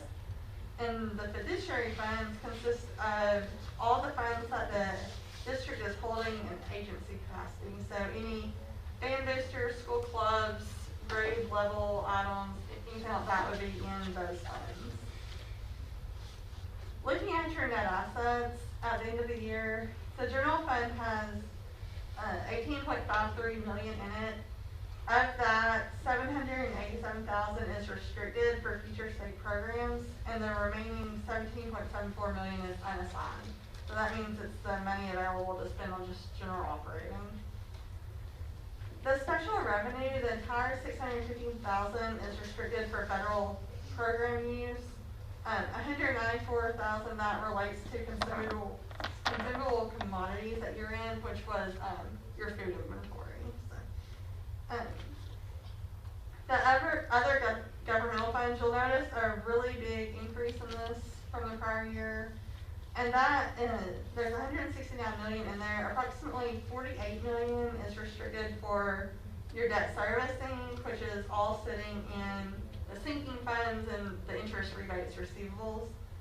And then there's $121.8 million that's assigned for the future capital projects, and that's from your bond reissuances, those funds. On page 5, the statement of revenue, expenses, and changes in fund balance. Just to go through kind of how the funds performed during the year. The general fund had a net decrease in fund balance of $799,000. Total revenues were $112 million. Most of that comes from property tax revenue and state revenues. The property tax revenues were consistent with the prior year. The total expenditures were $99.9 million. This was an increase of $1.5 million from prior year. A large portion of that was made due to salary raises, and then transfers out of $13.1 million, where most of that is made to the debt service fund to make those current year principal and interest payments. Your special revenue funds had a net increase in fund balance of $512,000. This was an increase from the prior year, which was a net increase of $398,000. Your total revenues were $8.9 million, which consisted mostly of food service and federal revenues. And then your federal revenues were approximately $114,000 lower than the prior year. And that's a trend we're seeing across districts just due to some COVID-related timing of expenses. On page 6, the budget to actual, you'll notice that there was a net favorable variance of $509,000. Most of that was attributed to the increase in state revenues. And then your special revenue funds had a net favorable variance of $262,000. You guys had more federal revenues than budgeted, and then also your costs were a lot lower than what we're budgeted for. In the notes of the financial statements, they're all pretty consistent with the prior year, so we're not going to go over details of all of them. The one kind of big footnote that we did want to draw attention to is on page 5, or note 5 on pages 11 and 12. And that outlines the bonds held by the district at year end and the future related debt payments. The remaining outstanding principal in the bonds at year end are $168.5 million, which were related, and the related interest payments were $42.8 million. So that did substantially change from last year with all those refundings. And then the part that probably puts Glenda through the most headache is our compliance-based auditing procedures, where we go in and look at the federal and state programs and do some testing there. Happy to report that we had no findings related to the district's major federal programs that were required to be reported on. And this year we tested Title 6B, the Special Education Grant, as our major program. So there were no findings related to that program. In last year's report, we had 2 findings. Both of those were related to time certifications. We did the same type of testing this year, and we reviewed similar transactions, and we noted all of those findings were resolved in the current year. So kudos to Glenda and her team. And then also, we are required to do state compliance testing on certain state statutes, and we had no findings related to those. Does anyone have any questions on the report? Look at that question. I was thinking, may I say something? I was going to try to maybe talk to you about how this ties to what you reported to at the end of the year, so you can kind of see where that is. Is that kind of what you what we're. It could be, yeah. Okay, go ahead. No, go ahead, I'll listen. Well, page 4, I think that was what you were talking about initially. You see under the general fund, that number represents, if you see the 4,000,006, that was the money that we didn't get until after the next fiscal year. But they go ahead and they post it on these books, we kind of thought maybe that might happen, and so that did happen. And the 13 million that you see there, because if you remember right, your report you had for the board was at 10. But what they do is they take some of the activity funds. So if you look at the activity fund of your board report, it's a lot more than what they listed here, the 924,000. Because some of those funds over there are from, well, how do you cover them? They're general in nature. Yes. So once they do a fundraiser, or we get a grant, or any of that stuff, it gets moved over under that category. So that's how you can kind of tie it back to what you reported in June. Does that make sense? Yeah. Okay. And then when she was speaking about the federal funds, if you remember right, when COVID hit, we kind of said, whoa, let's stop and see where we kind of are here and see what's going on. And so that's why we didn't spend the federal funds that we had budgeted. We pulled back to see what was going on. And those federal funds are reimbursement basis, so that's why you see the decrease in revenues. And we don't lose that money, it stays in the call account for next year. I'll forget all that next year. I just question on the opposite side, right? Why are they gonna It's my tie? turn to ask me. I thought you would just like to know how this ties back to what you're actually reporting. No, that was it, so I appreciate that. So I always like to hear it again. Yeah, so we really did, our 10 million was what it was, but we had part of it in the general fund and part of it in activity fund, and they just push it together. Yep, thank you. We look at it a little bit different. Yeah, this report is a little different on our perspective. I have one or two questions. On the notes, where it lists all the long-term debt, why does it show an interest rate range for the? Because that's how your bond documents are written. They're written with a range of. But it changes over the course of time. So the interest rate is different in different phases of that note. Different years will have different rates. So we just disclose the range of that over the course of that bond. Okay. Yep. But a very good question. Were those accused bonds?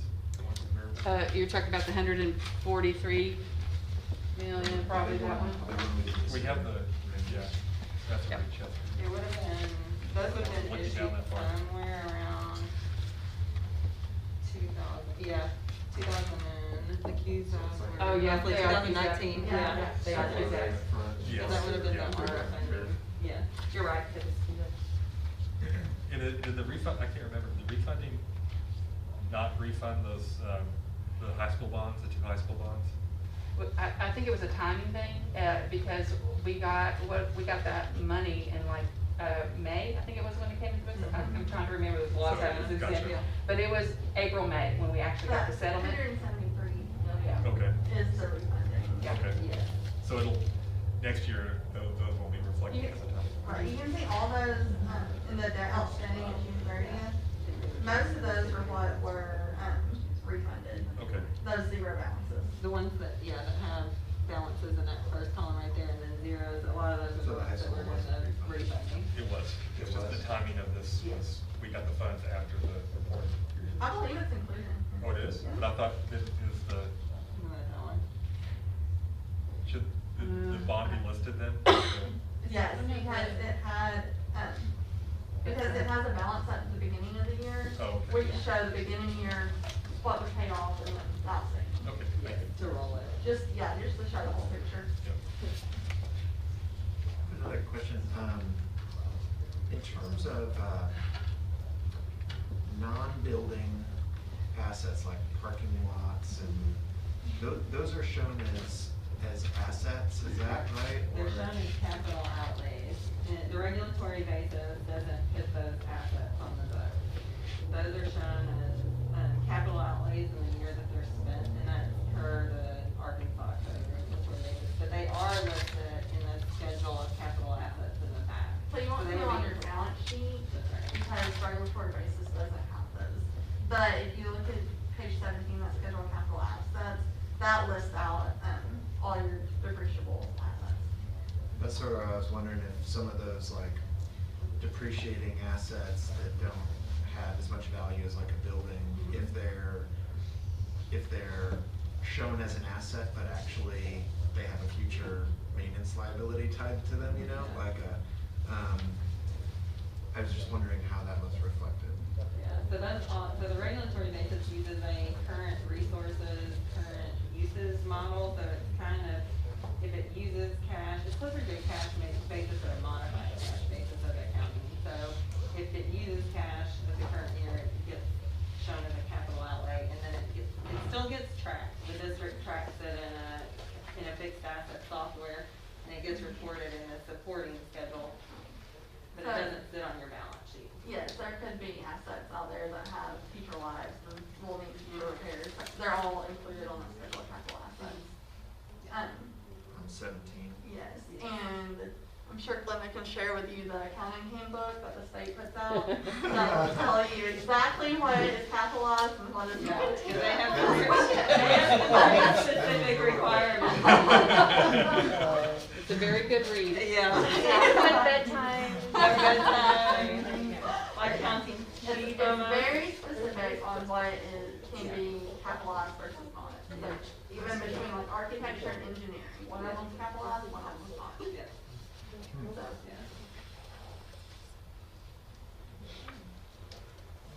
Any more questions? Thank you all. Thank you guys. We appreciate it. I know you guys have a lot of options when it comes to auditors, so thank you for letting us do it. Thank you very much. Thank you. Appreciate your work. And no findings. Thank you. You should get a half hour of continuing education. Well, that's Okay. So we are moving on to old business, and I think we have Dr. Duncan. Dr. Duncan, you're up with the Rainy Woodland Gym. Awesome.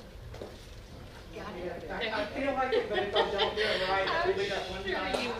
And we'll talk about it a lot after it happens, and then I'll not sleep tonight. So this is better for both of us. So good evening. Thank you so much for letting us come before you to kind of go over some of the projects that we have going on in the district. One of them you got to see today, and so hopefully you loved what you saw. If you haven't been to the restroom, it's a pretty big deal. Right? We do have with us tonight, we have Mr. Mike Davis with Boston Construction.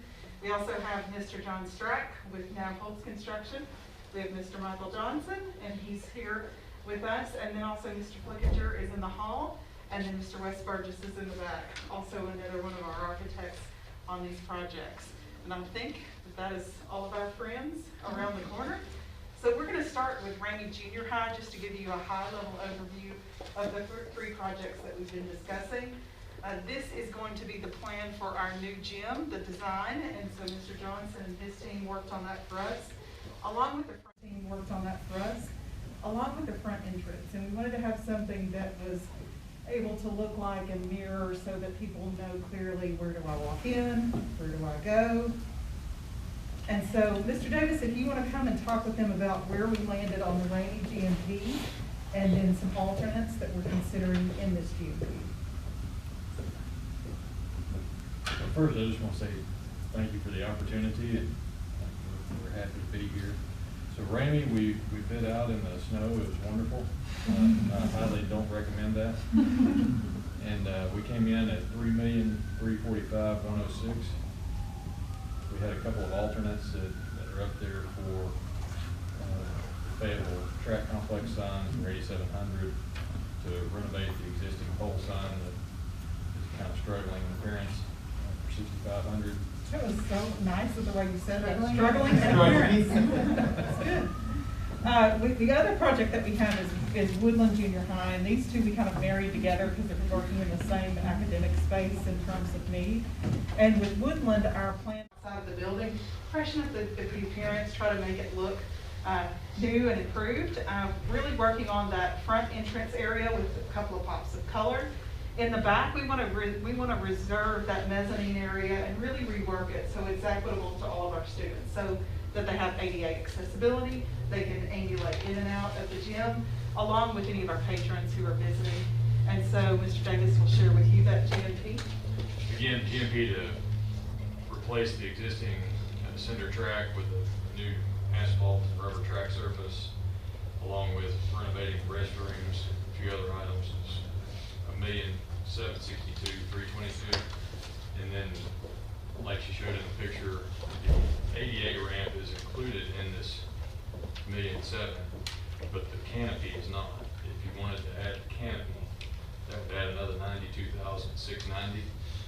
Also, the board asked about potentially putting up a Colt logo on the front of the building, as well as Colt logo and gym signage on the side of the gym to better identify that. And those are $11,000 and $11,650 respectively. And then if you wanted to put windows along the front wall of the library, it would add another $28,750 to it. So if you took a total of all the GMP without any alternates would be $5,107,200 for $428. If you just took the canopy alternate, that would add or make the GMP $5,218,000. And if you took all alternates, it'd be $5,266,768.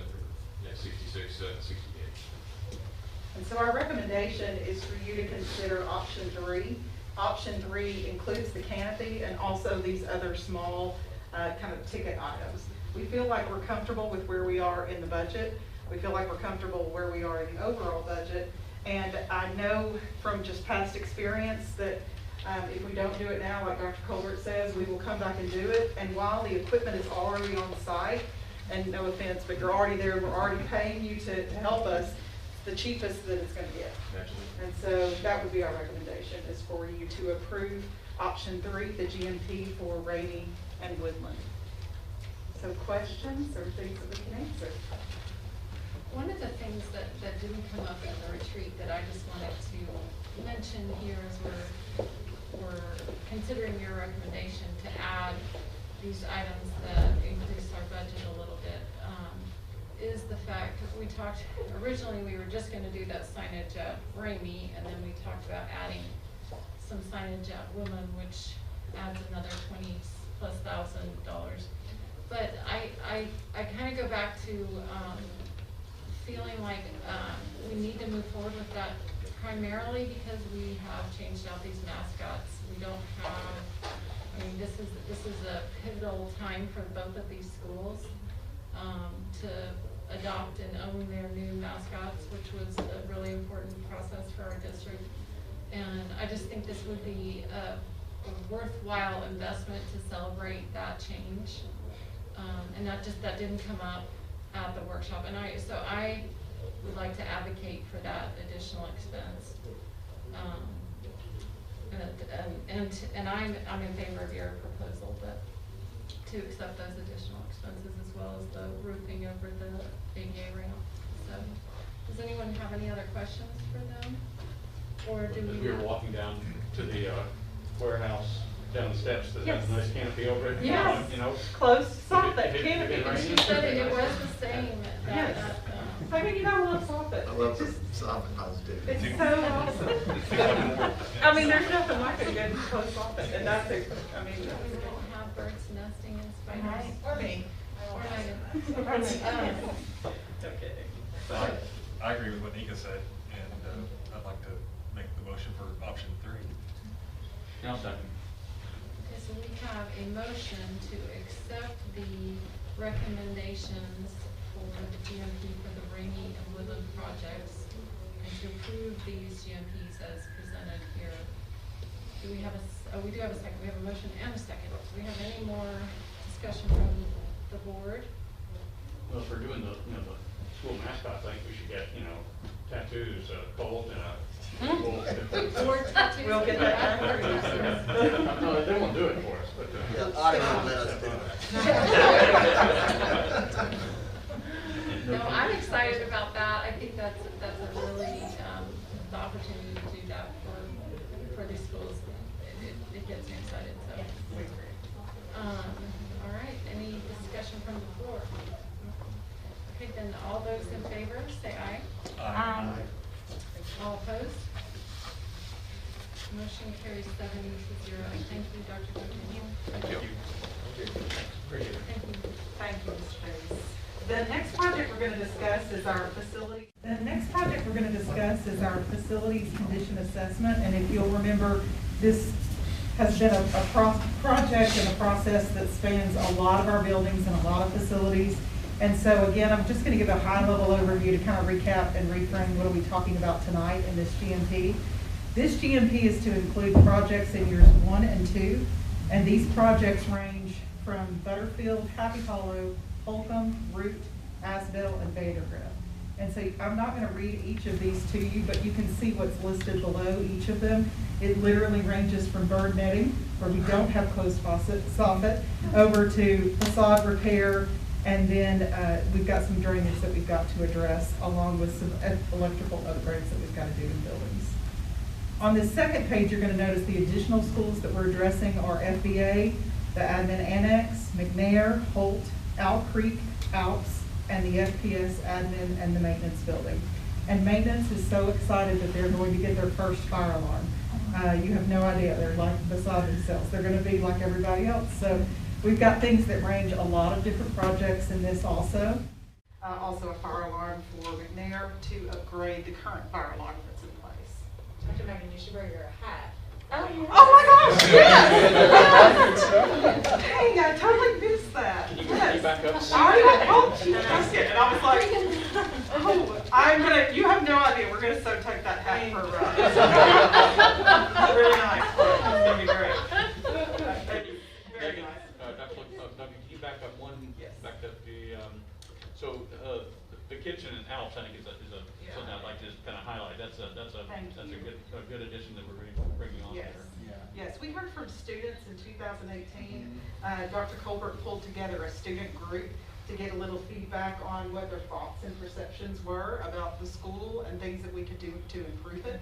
And the number one request they had was a cafeteria of their own, a place to make them feel at home, a place to make them feel welcome. And so it is a big expense. Kitchens are not cheap, no matter where they're located.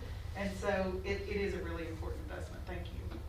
Is that going where the big back room, is that where it's going to be, or is it another? Yes and no. So we also want to do in that complex area for the kitchen, we want to create some bathrooms, and we also want to create an area where they can have a meeting space. They do graduation celebrations often there. They do a lot of community events. And so that entire space just needs to be reworked. And so that's what Mr. Burgess and our team have been working on, trying to determine what the best layout is for that space along with Dr. Boyd. And there's like a storage thing next to that, right? Like, is that all gonna get We're gonna rework it, and then hopefully we will get to have a board meeting there, and you'll think it's. Yes, and now you got you'll be getting your workout. You're gonna be busy on scissors. Because of where that budget fell and where we were financially, we felt like we had some additional room to grab some projects. We wanted to go very conservative on the front end to make sure that we know what the other GMPs are going to be. So we anticipate that we're going to come back to you with another round of year 3 projects, because if you look back at the list of items we had in years 3 through 10, there's a lot of things that are on there. So there's plenty for us to go back. It's a nice buffet. But to start us off, we want to start with Roots Entry. It is the only other school that we have that doesn't have a secure vestibule that allows the staff to see who's. We also have some things we want to do in terms of a partial HVAC replacement, and that includes McNair and Owl Creek. And then we want to do a 6th classroom addition. We want to follow the original footprint, and Mr. Burgess was, ironically, the architect that drew that building, and so it worked out that worked well within this project scope. So this is that Happy Hollow addition. This is the original plan from 10, 12 years ago. I called Mr. Burgess and said, do you happen to still have what that plan was? And he said, somewhere we do. And he was able to find that for us. So we're refining that plan, bringing it up to date, reviewing what the new requirements are in terms of our POR.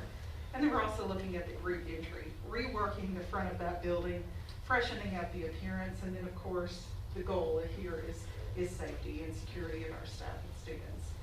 So Mr. Strack, if you want to come in and talk with them about all of these things that encompass and the GMP. All of these things that encompass and the GMP for the MCA projects.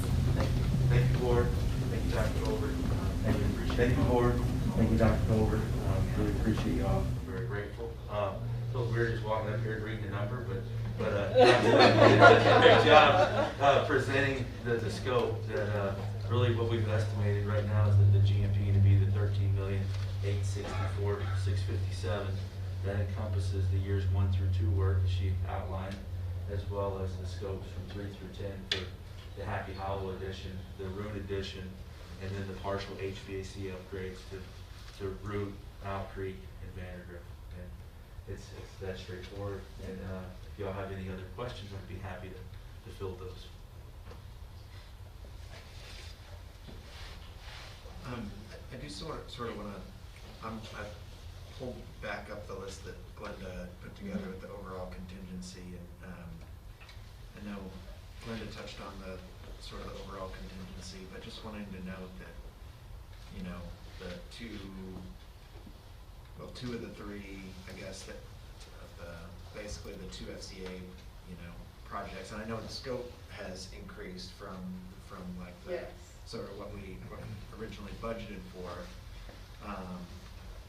but you know, those are both a couple, you know, percentage-wise, quite a bit more than what we budgeted for, and I'm just, and then I look down at the 2 big projects, and I'm adding up those percentages and thinking about the overall contingency, and so I know that, you know, it's all money that needs to be spent and needs to be spent along the way, but it sort of, I guess I just wanted to bring up the question that was sort of asked earlier about just the feeling about the overall contingency, given, you know, obviously the continued uncertainty about construction prices in a hot market, and some of these, basically those 2 big ticket items that we've got coming up, and just how much visibility do we have into what, you know, how those are incoming budget-wise. I just wanted to cover with just a reminder that on the line where it has other FCA Happy Hollow edition, the reason why that's $2 million more than what we put in there initially is because we didn't put Happy Hollow in that number because we were hoping for 111 million, but then when we got the 114, we had Happy Hollow in the back burner. We knew it needed to happen. The Dr. Corporal shared that last spring, and so once we knew we got 114 million, well, we put it in the budget. So I'm literally saying it was 11 million because that didn't include the Happy Hollow edition on that number. So it's not that far off on the original budget. It's that we added an additional project. And so the cost, just to give you an idea, roughly the cost of the Happy Hollow edition and to have FF&E, so student desk, student chairs, teacher desks, teacher chairs, to outfit the room, and then to have things like technology and things within the room is about roughly 2.7. So if you look at the overall budget where we started at 11.8, we're still coming in under, but we just didn't have that project on top of this. So that was an addition after we knew where the money was going to come from the. That may be something you could like maybe asterisk on this. I'll do that. That's a good idea. I'll do that. So that way we can remember that later, years down the road. The problem with Washington Leverett. So we're going to talk about Washington and Leverett next at our next board workshop. We do have a huge decision that we've got to talk about with Washington and Leverett, but there's 2 things that are kicking it over the top, and Mr. Strack is on that project as well. HVAC and that whole building needs to be replaced, and the windows need to be replaced. And doing one without the other, they are load bearing on each other. It's not advantageous to put in all these great windows and have a really inefficient system, or to put in a really awesome system that's just blowing out the windows. Size it based on the windows. Exactly. And these windows, keep in mind, in these historic buildings, these aren't like your home windows or things that we have today. These are very specialized, specific, built for that particular space. And we also want to protect the integrity of the space itself, which is the reason we went with JKJ on that particular project. Their expertise in history and making sure that we're paying homage to what it is, but at the same time trying to increase the efficiency that we get on the other side. So that's a decision we have to make, but knowing what we know now with the pandemic, knowing what we know about fresh air quality and just kids having access to a fresh air return, and also the budget, how we're gonna recoup those savings down the road, we still think it's important. So I don't know if that answers. Yeah, no, that helps. I was sort of, what is it, cross multiplying, dividing, basically with the FCA, you know, percentage over the budget, and then looking at the big Yeah, line items and being of like, course. well, it's not enough contingency for that. Well, our scope has grown. As we've gone through this process, our scope has grown, but when we hear from the experts of air quality and what they're telling us, and they're telling us, listen, like, you can't do one without the other, and in this case, you need a complete setting. And if you go back to the original FCA in 2019, pre-pandemic, did not isolate that as a total replacement. It did at Washington, and the budget supports that, if you go back and look at that original document, but it wasn't one that was there. And until we actually got in and started going through the process, and he can fill you in on what they've done in terms of gymnastics to go through to calculate, to determine what that is. And we can talk about that, of course, at the next meeting when it's on the agenda, but it's a big investment, but it's also a nice return on the other side. Thank you. I mean, just to piggyback on that, because I agree with you, I mean, the athletic complex, or the, what are we calling it? The academic athletic building, or I guess we don't know what we're calling it yet. Whatever you tell me, we're calling it. Yeah, and the new school, I mean, those are much bigger than anything we've considered so far, but are you getting any sense from the architects or the construction managers that those numbers are way too low, or are they feeling pretty comfortable that they'll I feel very comfortable with those. Okay. The difference between those projects and those two specific projects, let's take the athletic academic building and take a new school. That's very fixed. We're demoing everything we've got and we're building new. So I can better anticipate what those things are, whereas in a historical remodel, as you begin to kind of unearth, it's onions. And so I've got to keep the integrity of the building, but yet now I've found all of these other things I've got to resolve along the way. The other thing that we didn't talk about initially with Leverett is putting in an elevator. And I don't think it's appropriate to go forward and put an elevator in Washington and not give ADA accessibility to Leverett. That seems like opposite of what our strategic plan is about. So elevators are not cheap.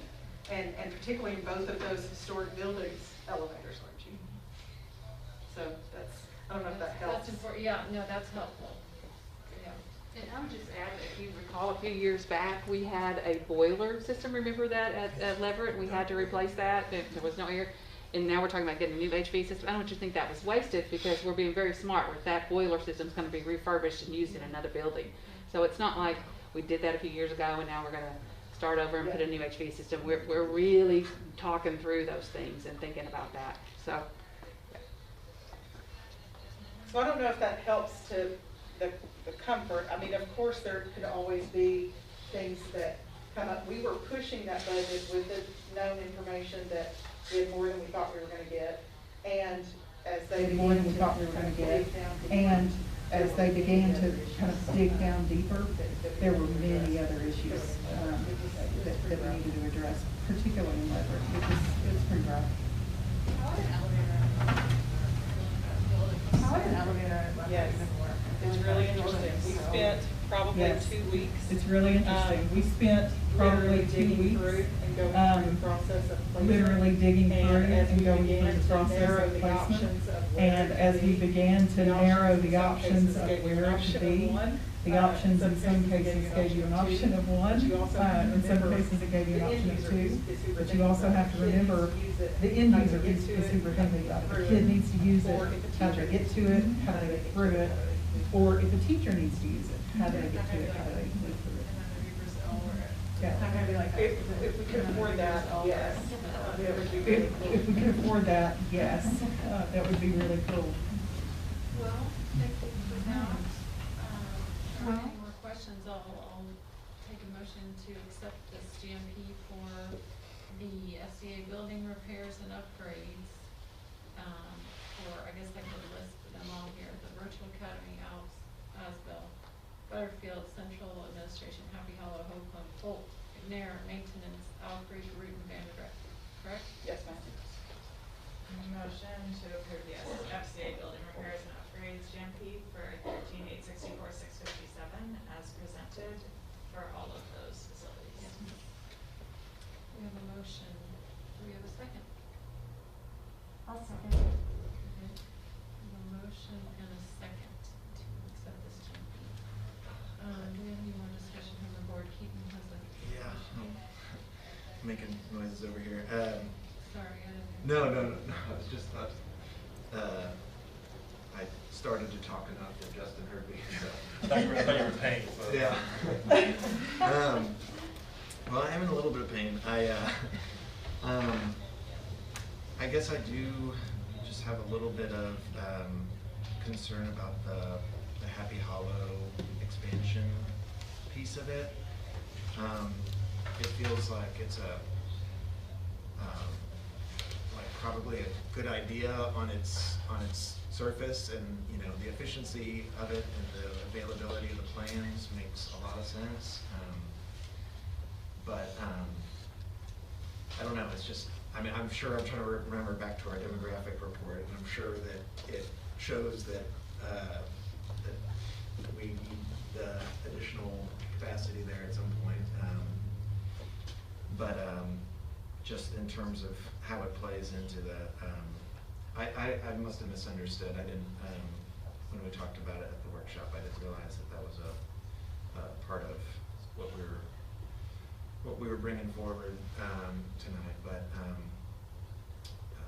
just in terms of how it plays into the use of our other facilities in Southeast Fayetteville, I just have some. This gives me some pause, and feels like if we were to, I don't know. I acknowledge that it's a very cost-effective way to add capacity. Looking at it in choosing one from one sort of option based on what we know today, but thinking about the future of Jefferson and those other things, I'm conflicted about that part of it. Well, the clock is running, and so in terms of efficient, the best way to add capacity anywhere in the district onto a building already called for these classrooms to be on there, or value engineered out at the time. Even if we decide we need more capacity somewhere else, especially in a much older facility, we're going to be pushing way hard on the time schedule, time crunch on that. And I do agree, based on the recommendation we have, that adding capacity there will make good sense, really, for the whole district. I think I recall from the tours here too, is that we were in a spot with Happy Hollow having to convert some large closets into workspaces. I know they have a Therapy, OG. Yeah, specifically that one, yeah. PT, speech. That was a concern at that time, and I remember when Happy Hollow was going through the design process, and that particular part was cut back. But the nice thing about Happy Hollow is all the facilities there are built to take what can go. So it does seem like the easiest, prudent thing to address capacity. I know that we live on that side of town, and all of my kids went to Happy Hollow. We went to the old building and the new building, so we love the new building.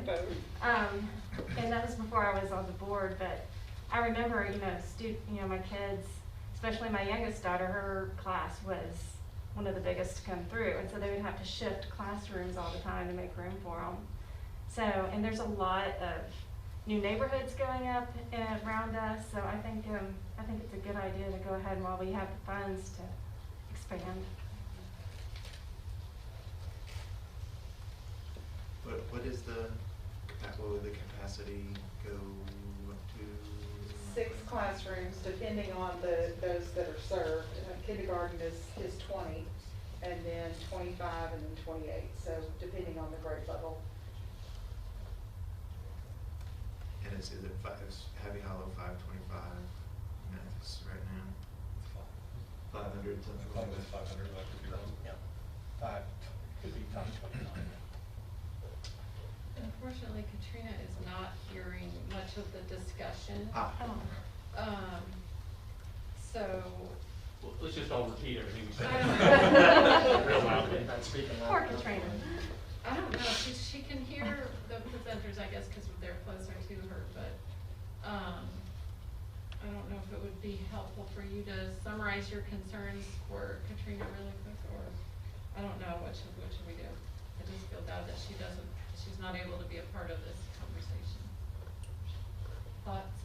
So you want to have a cell phone that you could call her and put it on speaker, so maybe she could hear audio better that way? Oh, that's a good idea. Text. Have you done this before?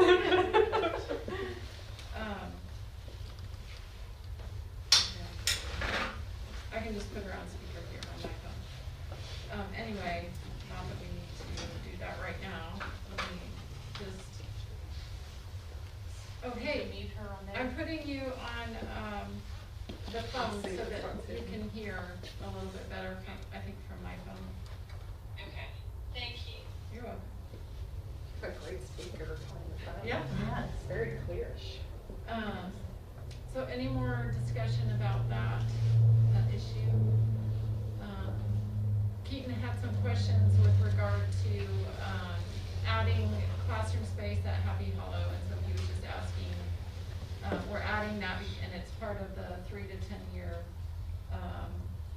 part of the FCA, but we're considering adding that to the current FCA and approving that GMP tonight. So we were just addressing some of those questions, but hard to summarize. Do we have any more discussion from the board with regard to, we have a motion and a second on the floor, so we can probably move forward unless there's any other discussion from the board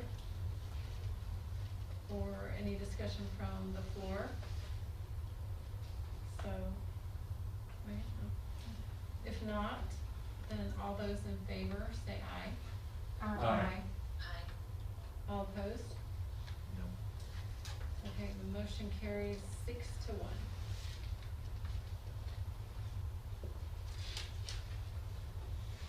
Okay, Dr. Duncan, you're Thank still you. on Thank there. you. The next project we're gonna talk about, I know that Mr. Jansky is here somewhere. I don't know if he's in the room, but he has been amazing to work with and to go through this process with, along with Dr. Dostal. Their favorite thing is facility meetings that last hours on end, talking about numbers and budgets. So kind of before we start, if you guys want to share anything about, from your perspective, about the project. From your perspective about the project, I'll turn it over to you. You start. Thank you, Dr. Duncan. Thank you, board, for this opportunity. It has been phenomenal. Working with NAVHOLS, working with WER, and of course with our high school principal, Dr. Dostal. It's been a dream come true planning facilities like this that's going to impact so many students for years and years to come. So it's been a pleasure. It's been going good, and excited to continue to keep it moving. Thank you. Thank you. Dr. Dostal? Sure. I would echo what Mr. Jansky has stated. It's been a great opportunity to work on the team and really create that synergy between athletics and academics, because we're focused on the student athlete, student being first, athlete, and it's been nice to encompass all of that into a vision of what that facility could look like, and to be fair, to finally match what they have across the street in the phenomenal high school building, to make sure that our athletic facilities for our students in years to come, both from an athletic standpoint, but also just from basic hygiene in locker rooms, and I would be remiss if I didn't mention this as well, but our band is also going to benefit from this, and our CTE programs are also going to benefit from this. So this is a great opportunity to really merge those two together, and the team has really taken that vision and moved forward with what we have to present to you. So thank you. Thanks, guys. And Mr. Tate couldn't be with us tonight. He sends his regards, but he has definitely been part of the process. We also have Mr. Langham and Ms. Stennett here with us with WER, and Mr. John Stripe is on this project with us as well. And then, of course, Mr. Flickinger, who has been steady all the way through. going through these projects. So just as a reminder, we're going to just do a high-level overview. This is the existing site plan that's in place. This existing site plan, we've got some demolition that we're going to be doing across the campus. One, to clean up the area, but also to plan for what some future needs are that we have in terms of access, entrance, exits, and kind of thinking about the safety end. Also trying to be a good partner with the city. They have some plans that they would like to do in this area, and so this could be a good opportunity for us to capitalize on those.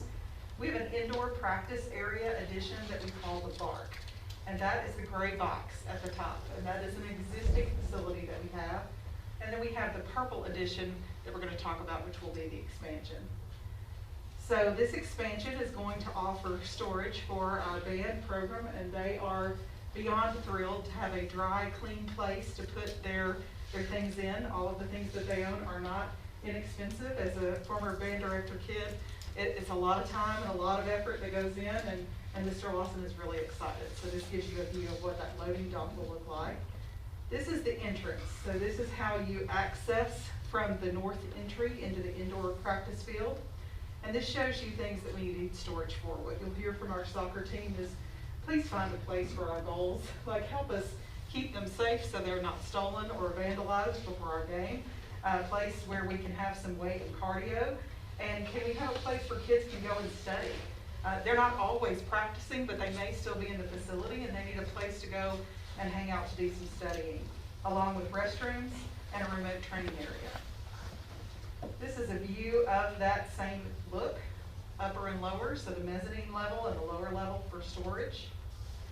This gives you an overall view of the mezzanine level, and this is the plan for baseball, their batting cages, an area for cheer and dance. And in the other area we have is a building to the south, which operates a visitor and a home entrance.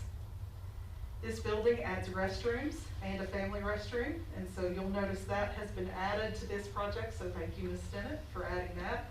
That allows us to have restrooms for everyone to access, along with concessions and merchandising for our CTE program. And this is a close-up, and you can see our new family restroom. Thank you, Ms. Hurley. This is a view. We're trying to establish some kind of pathway or walkway in this plan. So what you see that purple line doing is kind of directing traffic, for lack of a better word, which says, hey, this is where we would like for you to walk safely through the campus. This is a view of the front of the building and the entrance. And this is a view on the side, so it shows you what's happening on the side as people are kind of going into the home visiting and home side, and the other side is the visiting side. This is a view from the field looking back toward the building. And this is a view of the ground level. So this is where the parking is located. So when you walk into this space, you'll enter a lobby. And behind that lobby is the thing that we heard a lot from students. Give us a place where we can study. Give us a place where we have an opportunity where we can just hang out and do what we need to do. So this is a view of the Academic Success Center. And then our sports broadcasting, they've asked for a space that they can go and they can edit and they can work on different things in terms of video. And so this is what that area looks like. This is a view of sports medicine. We're trying to combine here to do what we actually do with sports medicine, but also to teach students who are interested in this particular field. And then an office. This is a view of an office. And then our soccer locker room, which is our favorite thing on the map, because you can say soccer. This shows you kind of how you transition through the building. This is the basement floor or the field floor. And in here we've got conditioning that will be happening in this area, strength and weight. You'll also notice that this is kind of a blown up area of what the weight room looks like in coordination with the bullpen office and locker rooms. And then going up, transitioning to the second level. Here we have a lot of classrooms. The things we've heard from Dr. Dostal and his team is we need a place to take our AP exams. We need a place where we can do large group testing, and we just don't have that available. And so help us to do that. So this provides them with 3 classrooms and 1 large classroom. This will host to about 250 students, so that they can do the work that they need to do in terms of academics, along with admin offices and a patio, so that we have access to outdoor also. This is that hospitality area for people to kind of hang and meal about in the building. So not all of our students that are athletes have vehicles or ride bikes, and so a lot of times they're either in between sports and don't have a place to go. Parents don't want to come pick them up and bring them back, so this gives them a place that they can work on homework or do their studies. And this is a view from that patio seating area. And a view of the classroom.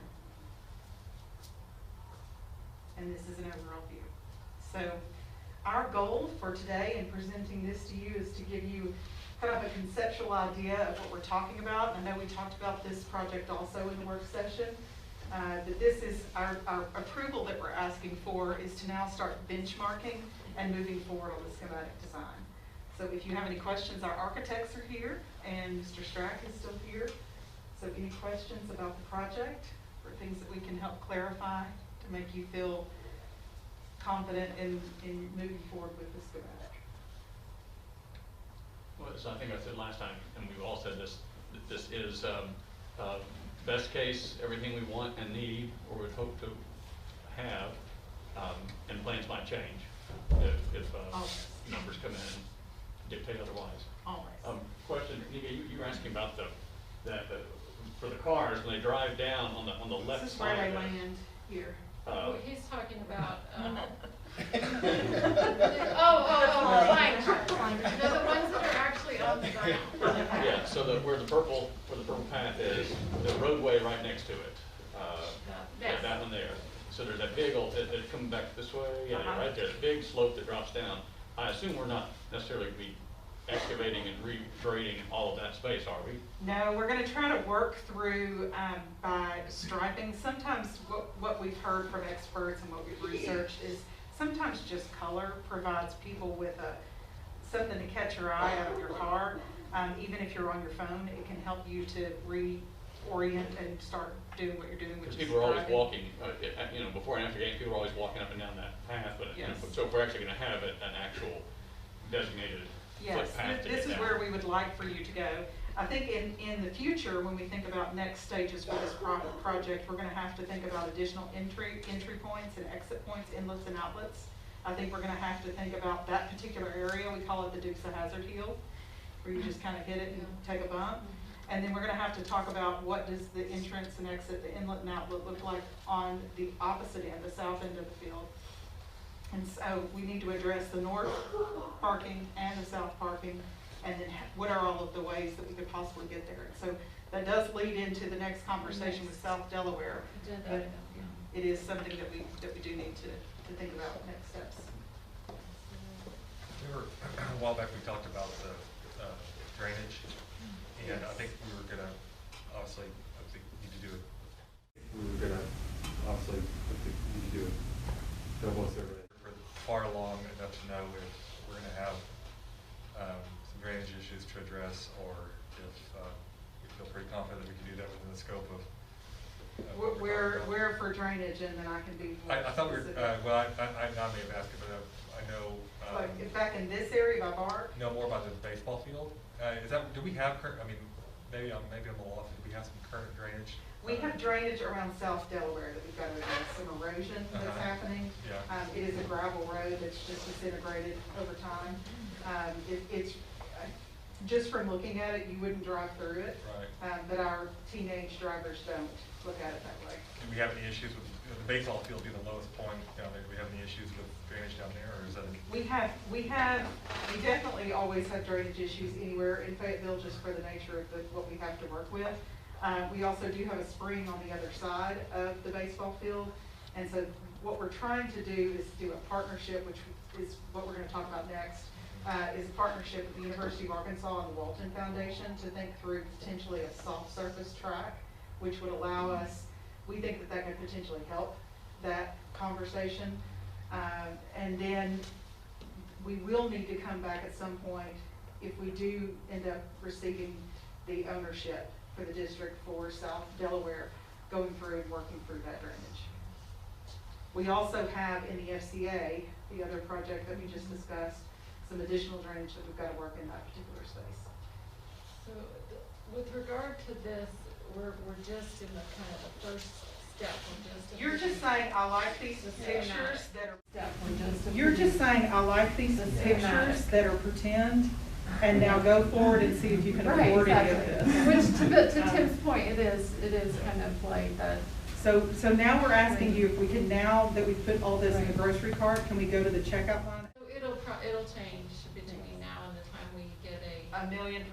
Yes, Well, ma'am. definitely, but between now and the time it's actually constructed, but even a little bit maybe between now and the time we get a GMP, we might see some changes. And then secondly, remember, we have other people in the authority process, so it can also shape, shift, and change based on feedback or corrective action we receive from them. Yeah. So it is what the wish list is. It's what we have envisioned. It's what we've gone through and checked off everyone we've spoken to, what they've asked for to try to meet as many needs as possible. And then now we've got to get down to the true part of, okay, that's awesome. Now what can we actually check out with? Yeah, and I think it's just, it is hard to put, you've done such a great job of putting things in order of, let's make this decision, then we'll make this decision, and then we'll make this decision, but I think it's important to try to think ahead as well, and, you know, one of the things, and we are gonna talk about this in a minute, but I do feel like that entrance, or the exit entrance, whatever, on the north side of the property is such a key part of this. Yes.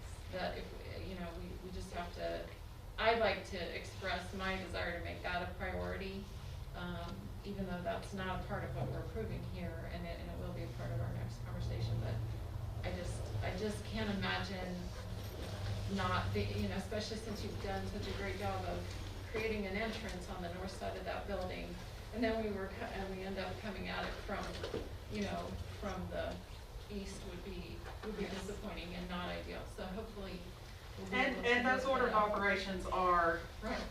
we've got to demo what's in the way first. Yeah. And we're going to have to go back and do some surveying, some soil borings, and figure out where are we in terms of geo, figure out what kind of load could we have, and then conversations with the city to determine what's that level of interest or partnership, and then how do we rework existing exits if we don't want them to be exits in the future. Right. And so it's kind of step-by-step It is process. step-by-step. So, but, I mean, I think we've heard a lot about this, and if there aren't more questions from the board, specifically with the schematic that they're presenting, we could accept a motion for approval of this schematic for the academic athletic building. I just have one quick question, point of curiosity.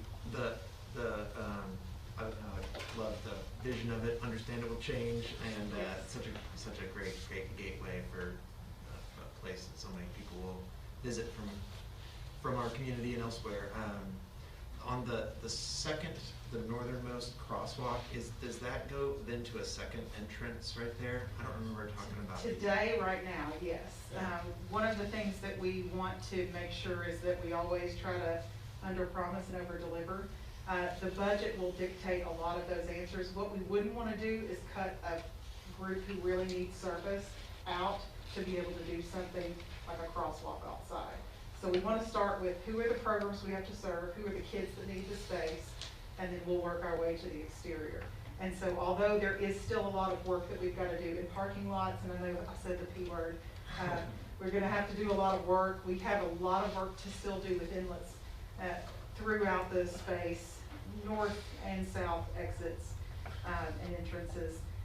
I think it could be at least a way that we could establish for that group of cars that are parked there to say, hi, we want you to come this, and this is theirs, to say, hi, we want you to come this, and this is how we want you to enter. It's not, then they just have to come up that hill right there. Thank you. Thanks for my bathroom. And that sports medicine room is it's just a universe of difference from what we have. I mean, I like that you're dreaming big. It's so much bigger than a closet. Yes, it is exciting, and I don't know if you want another chance before we move forward with demo. to go to the visitors' restrooms, but if anyone does, Need to wait till it's a lot hotter outside. we should have done I that in the know, warehouse. I feel like really late at night and hot. Yeah, it's 117 outside, it's crispy. Yeah, I'll try to save us some money if you, on the demolition. I mean, I may tear out a shoulder, but if you'll hand me a hammer, I'll start on it. That's actually where Mr. Tate is tonight. He has a doctor's appointment for a shoulder. But he was Mr. Tate, he does it all. He does it all. Yeah, we're gonna have a hard time making him behave. Well, I'd make the motion to approve the schematic for the EAAC. Back in the park. I'll second that. Okay, we have a motion and a second to approve the schematic for the academic athletic building design. Do we have any more discussion from the board? Any discussion from the floor?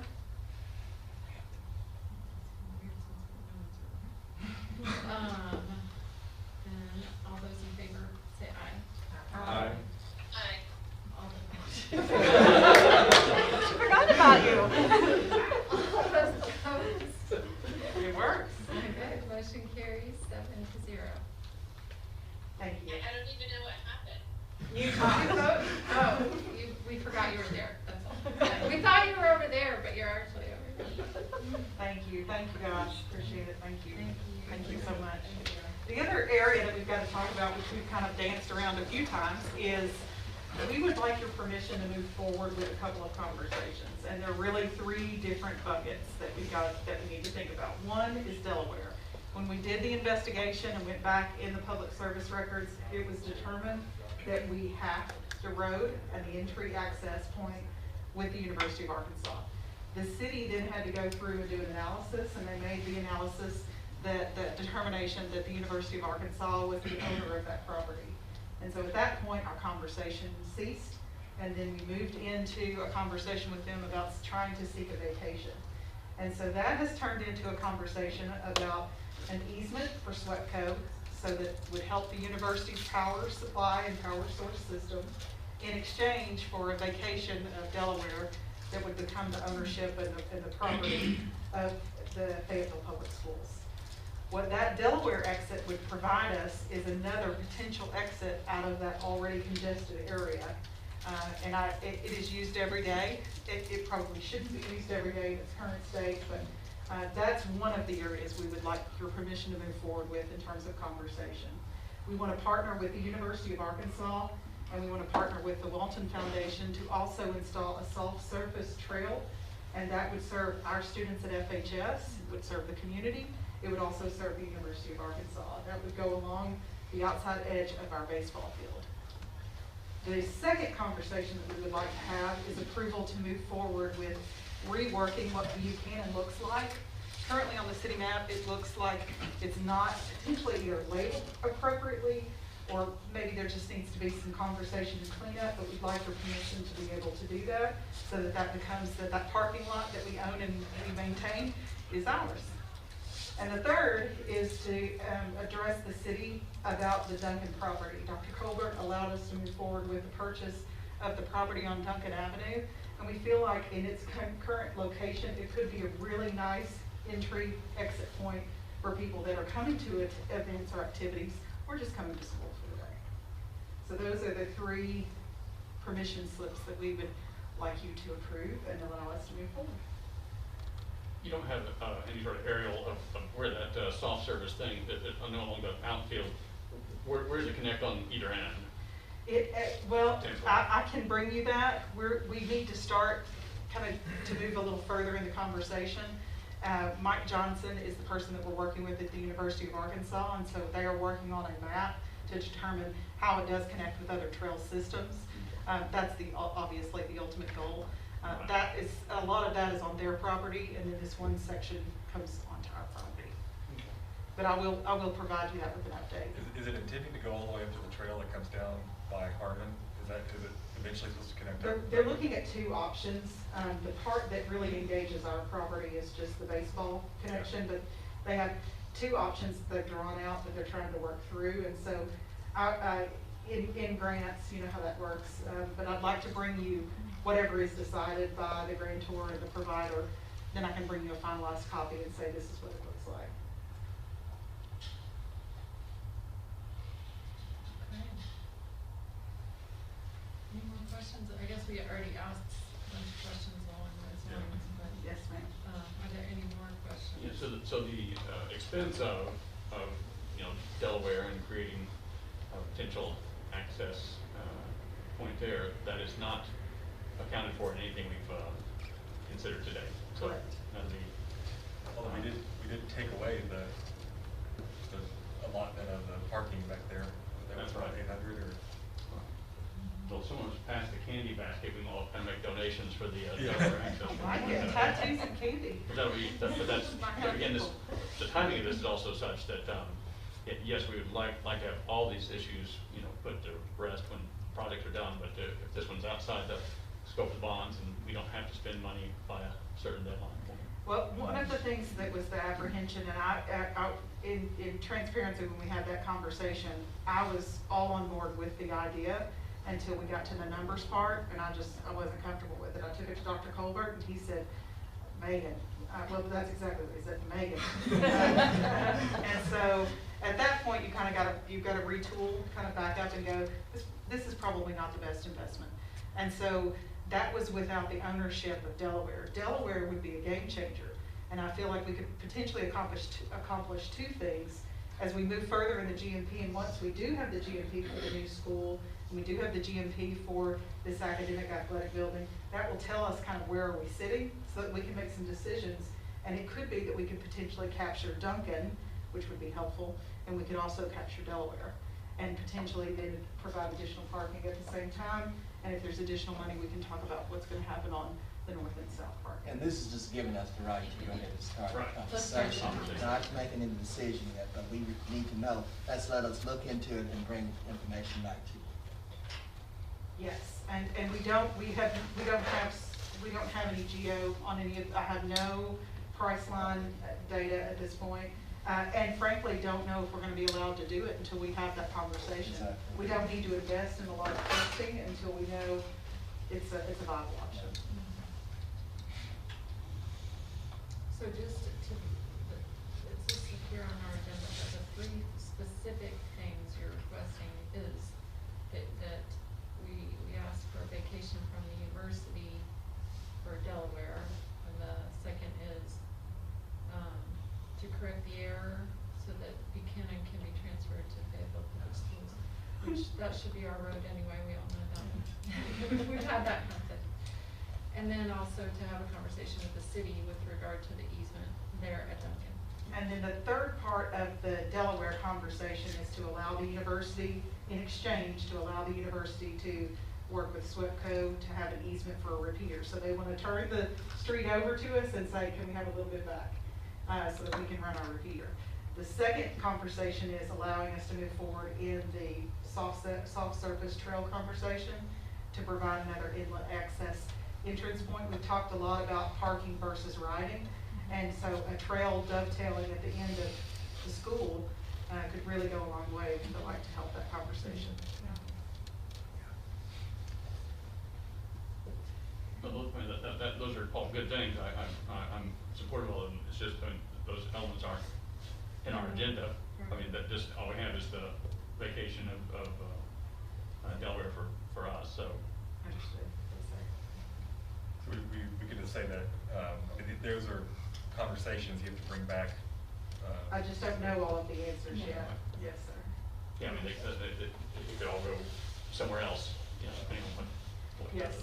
But I also don't want to have conversations on your behalf that you're not comfortable with. Yeah, it's just more giving you our blessing, so to speak, to have that conversation. Yeah, I'm comfortable with all of it as well. Yeah. I can do motion if people are So ready. you want to make a motion to move forward, to allow Duncan to move forward with that conversation? Make a motion to authorize we move forward with the discuss plans for Delaware portion of South Buchanan and Duncan and related items. Thank you. Did you get that, Jennifer? Yeah. She did not. Okay, but yeah, it's well worded here, I think, already on our agenda. Well done. We have a motion from Justin. Do we have- I said second. Oh, and Tim said second already. So we have a motion and a second. Do we have any more discussion from the board? I was just gonna say that Delaware conversation sounds like a lot of coordination, so thank you for your work on that. We're gonna do it. I have faith. This is like our 56th try. Right, yeah. It is. A lot of parties involved, and Yes. some property line disputes, and lots of fun things. Yes, sir. Okay. 56 is the charm, though.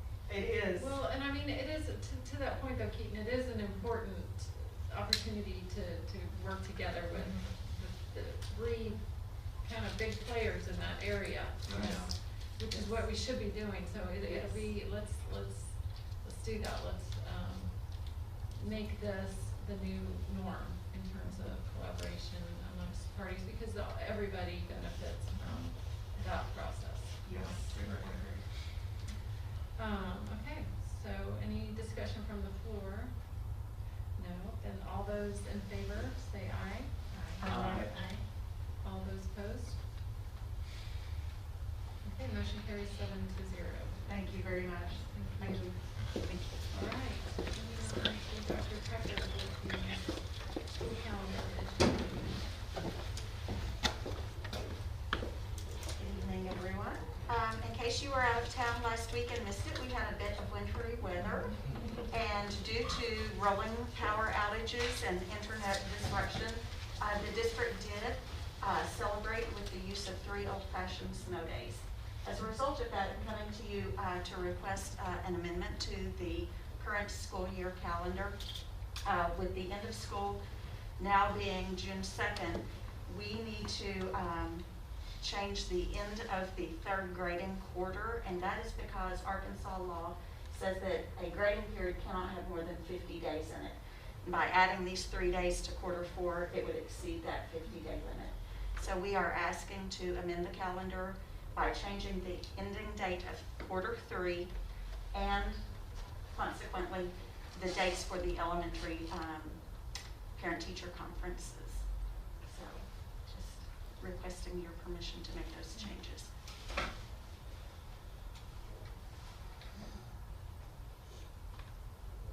Any questions for Dr. Tucker?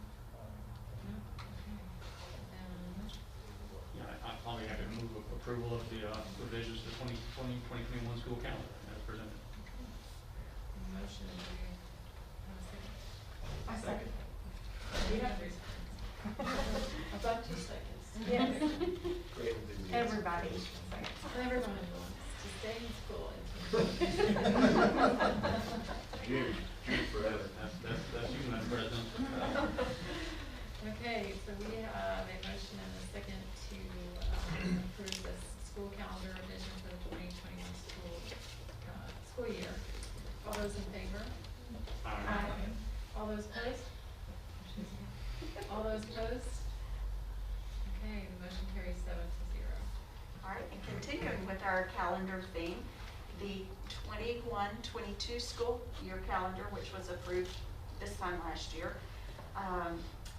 We had presented a request last month to amend the start date from August the 13th to August 16th because the State Board of Education rescinded their waiver, which allowed that earlier start date. So under Arkansas law, we can begin on August 16th. We're just asking you for approval of that calendar amendment. And we'd still be done before the Memorial Day holiday in May, assuming we never see snow again. Yes, sir. Yes, sir. Not for 10 more years anyway. Okay, any questions? If not, I'll take a motion to approve these changes to the 21-22 school calendar. I'll make a motion to approve the 2021-2022 school calendar revision as presented. That's what to say. Second. We have a motion from Tracy and a second from Keaton. Any more discussion from the board? Any discussion from the floor? If not, those in favor, say aye. Aye. All those opposed? Motion carries 7-0. Thank you very much. Thank you, Dr. Tucker. And then we have Linda Solon's back up for our final old business item, which is the proposed budget of expenditures, which is just, this is just our annual thing. That's right. Recall each year we come forward to get you to approve the budget that ties to the election year, and this is for the 22-23 year, and the proposed expenditures based on current knowledge of what the budget is now, based on current salary schedules and any debt that we may have. We're asking the board's approval so we can get it posted in the paper 60 days prior to the election. I'll make a motion to approve the 2022-2023 proposed budget of expenditures. Motion. Do we have a second? I'll second that. We have a motion from Justin, a second from Megan. Do we have any more discussion from the board? Any discussion from the floor? If not, all those in favor, say aye. Aye. All those opposed? Motion carries 7-0. Thank you. Thank you, Linda. Okay, and now we have Andrew Young, who's been patiently waiting in the wings. to Who present- did miss out on all of this? Yes, so yes, I am here to present the 22-23 calendar. PBC created 2 calendars, or the certified PBC created 2 calendars. We had a parent in that meeting with us, as well as a classified PBC member as well. We created 2 calendars and then put it up for a staff vote, and option D, which is the one that I think that you have, is the one that won, and so that's what you have in front of you. We're kind of continuing the parent-teacher conferences like we've been doing them, having them specific nights throughout the week, and then having that Friday off of school, and then doing parent-teacher conferences that morning. Kind of one of the major difference between the 2 calendars that we put up for a vote was the length of the winter break in December and January. I think we had one, like this is the one that we ended on the 20th, and I think the other one we ended on the 21st, so this is the one that won out. That break is kind of, seems a little bit shorter than normal just because of Christmas being on a Sunday for that year, and so that's why that kind of looks like that. And we did add something we've been trying to. And we did add something we've been trying to do. That it's a long haul after spring break to the end of the year. It's a really long stretch, and so something that we've been doing the last couple of years is trying to have at least one, either a Monday or a Friday holiday, just to kind of give us, at least you've got one kind of break in there before the end of the year, and so that's what that April 21st holiday, that Friday is, barring no snow. So, yeah. Any questions or concerns? I do know there's been a bill proposed that would not allow schools to start until the Monday before Labor Day. I don't think that's going to get out of a committee or anything. I just wish they'd quit. They present that every year. Yeah. Do they really? Yes. Wow. Yes, they did. Yeah, so it's not a legitimate threat, but yeah, I know there's, I guess then we'd be going to school until mid-January. Yeah. We just be in the Northeast. Yeah, well, that's how they do it, I guess. So we'll be voting on this next month, all right? Yes, but if you have any questions while he's here. Can I ask a quick question? Yeah, sure. Just a curiosity, but like with the Friday off in April, like if there was a snow day that happened, I guess like if it started to become a concern for people about extending the end of the school year, one option would be to fill that date. I'm just sort of curious if you have a sentiment of what I don't even know if that would even be possible. It is. We have done that in the past. The superintendent makes that recommendation too. Okay. Yes, right. We have looked at that before. I actually even looked at this year's calendar too to see if we could do that. So, but most of the time I know the teachers said they really need that break, and so we decided not to go ahead and move that to April the 17-day that we have currently. But that is an option, though. That's what I was just gonna ask, what's the sense of the PBC on that, or if that's been discussed, or if you have a gauge on sentiment on. It hasn't been discussed, but I will kind of echo what Dr. Corporal said. It is really nice to have, and especially it's there, like, you're in fourth quarter and you're kind of 3.5 weeks off from the end, and so kind of some big stuff has happened. Testing has ended, and so it's kind of a nice break after, you know, testing, which is stressful to begin with. So, I mean, I think that teachers would probably like to keep that, so I'm glad that we kept that this year too. Yeah. Quick question, what does the M stand for? I don't see that in the legend. The M is for makeup days. No, Oh, makeup for snow. oh, that's the makeup, okay, Yes. sorry, that is the makeup. You have to, the state of Arkansas, you have to have 5 snow days. It's not MD, it's M, okay, I see. Yep, I got it. Keaton, I was gonna point out, like, if you look at the break over Thanksgiving, they've chosen 2 days there, they're called flex days, and those are typically days that we would, if we had had a snow day, we would use a flex day to potentially, you know, have the kids come to school. But I think for planning purposes, the ones that are not labeled flex day at the beginning of the year, people feel like they can go ahead and make plans, because snow, no snow, those days are gonna stay on the calendar. That's true. You said that calendar A had the 21st in school, right? So that's another, if we had a December snow, it's another one that we could. Yeah. We're all very snow-minded right now. To need a plan. Since the key does show MD, we probably should put that. Probably so, yes. On the calendar. Make that change. Yeah, it used to be MD, yet for some reason it was not. Okay, thank you, Andrew. I appreciate your. Thank y'all very much. Thank you. Thank We'll you. see you in March. All right.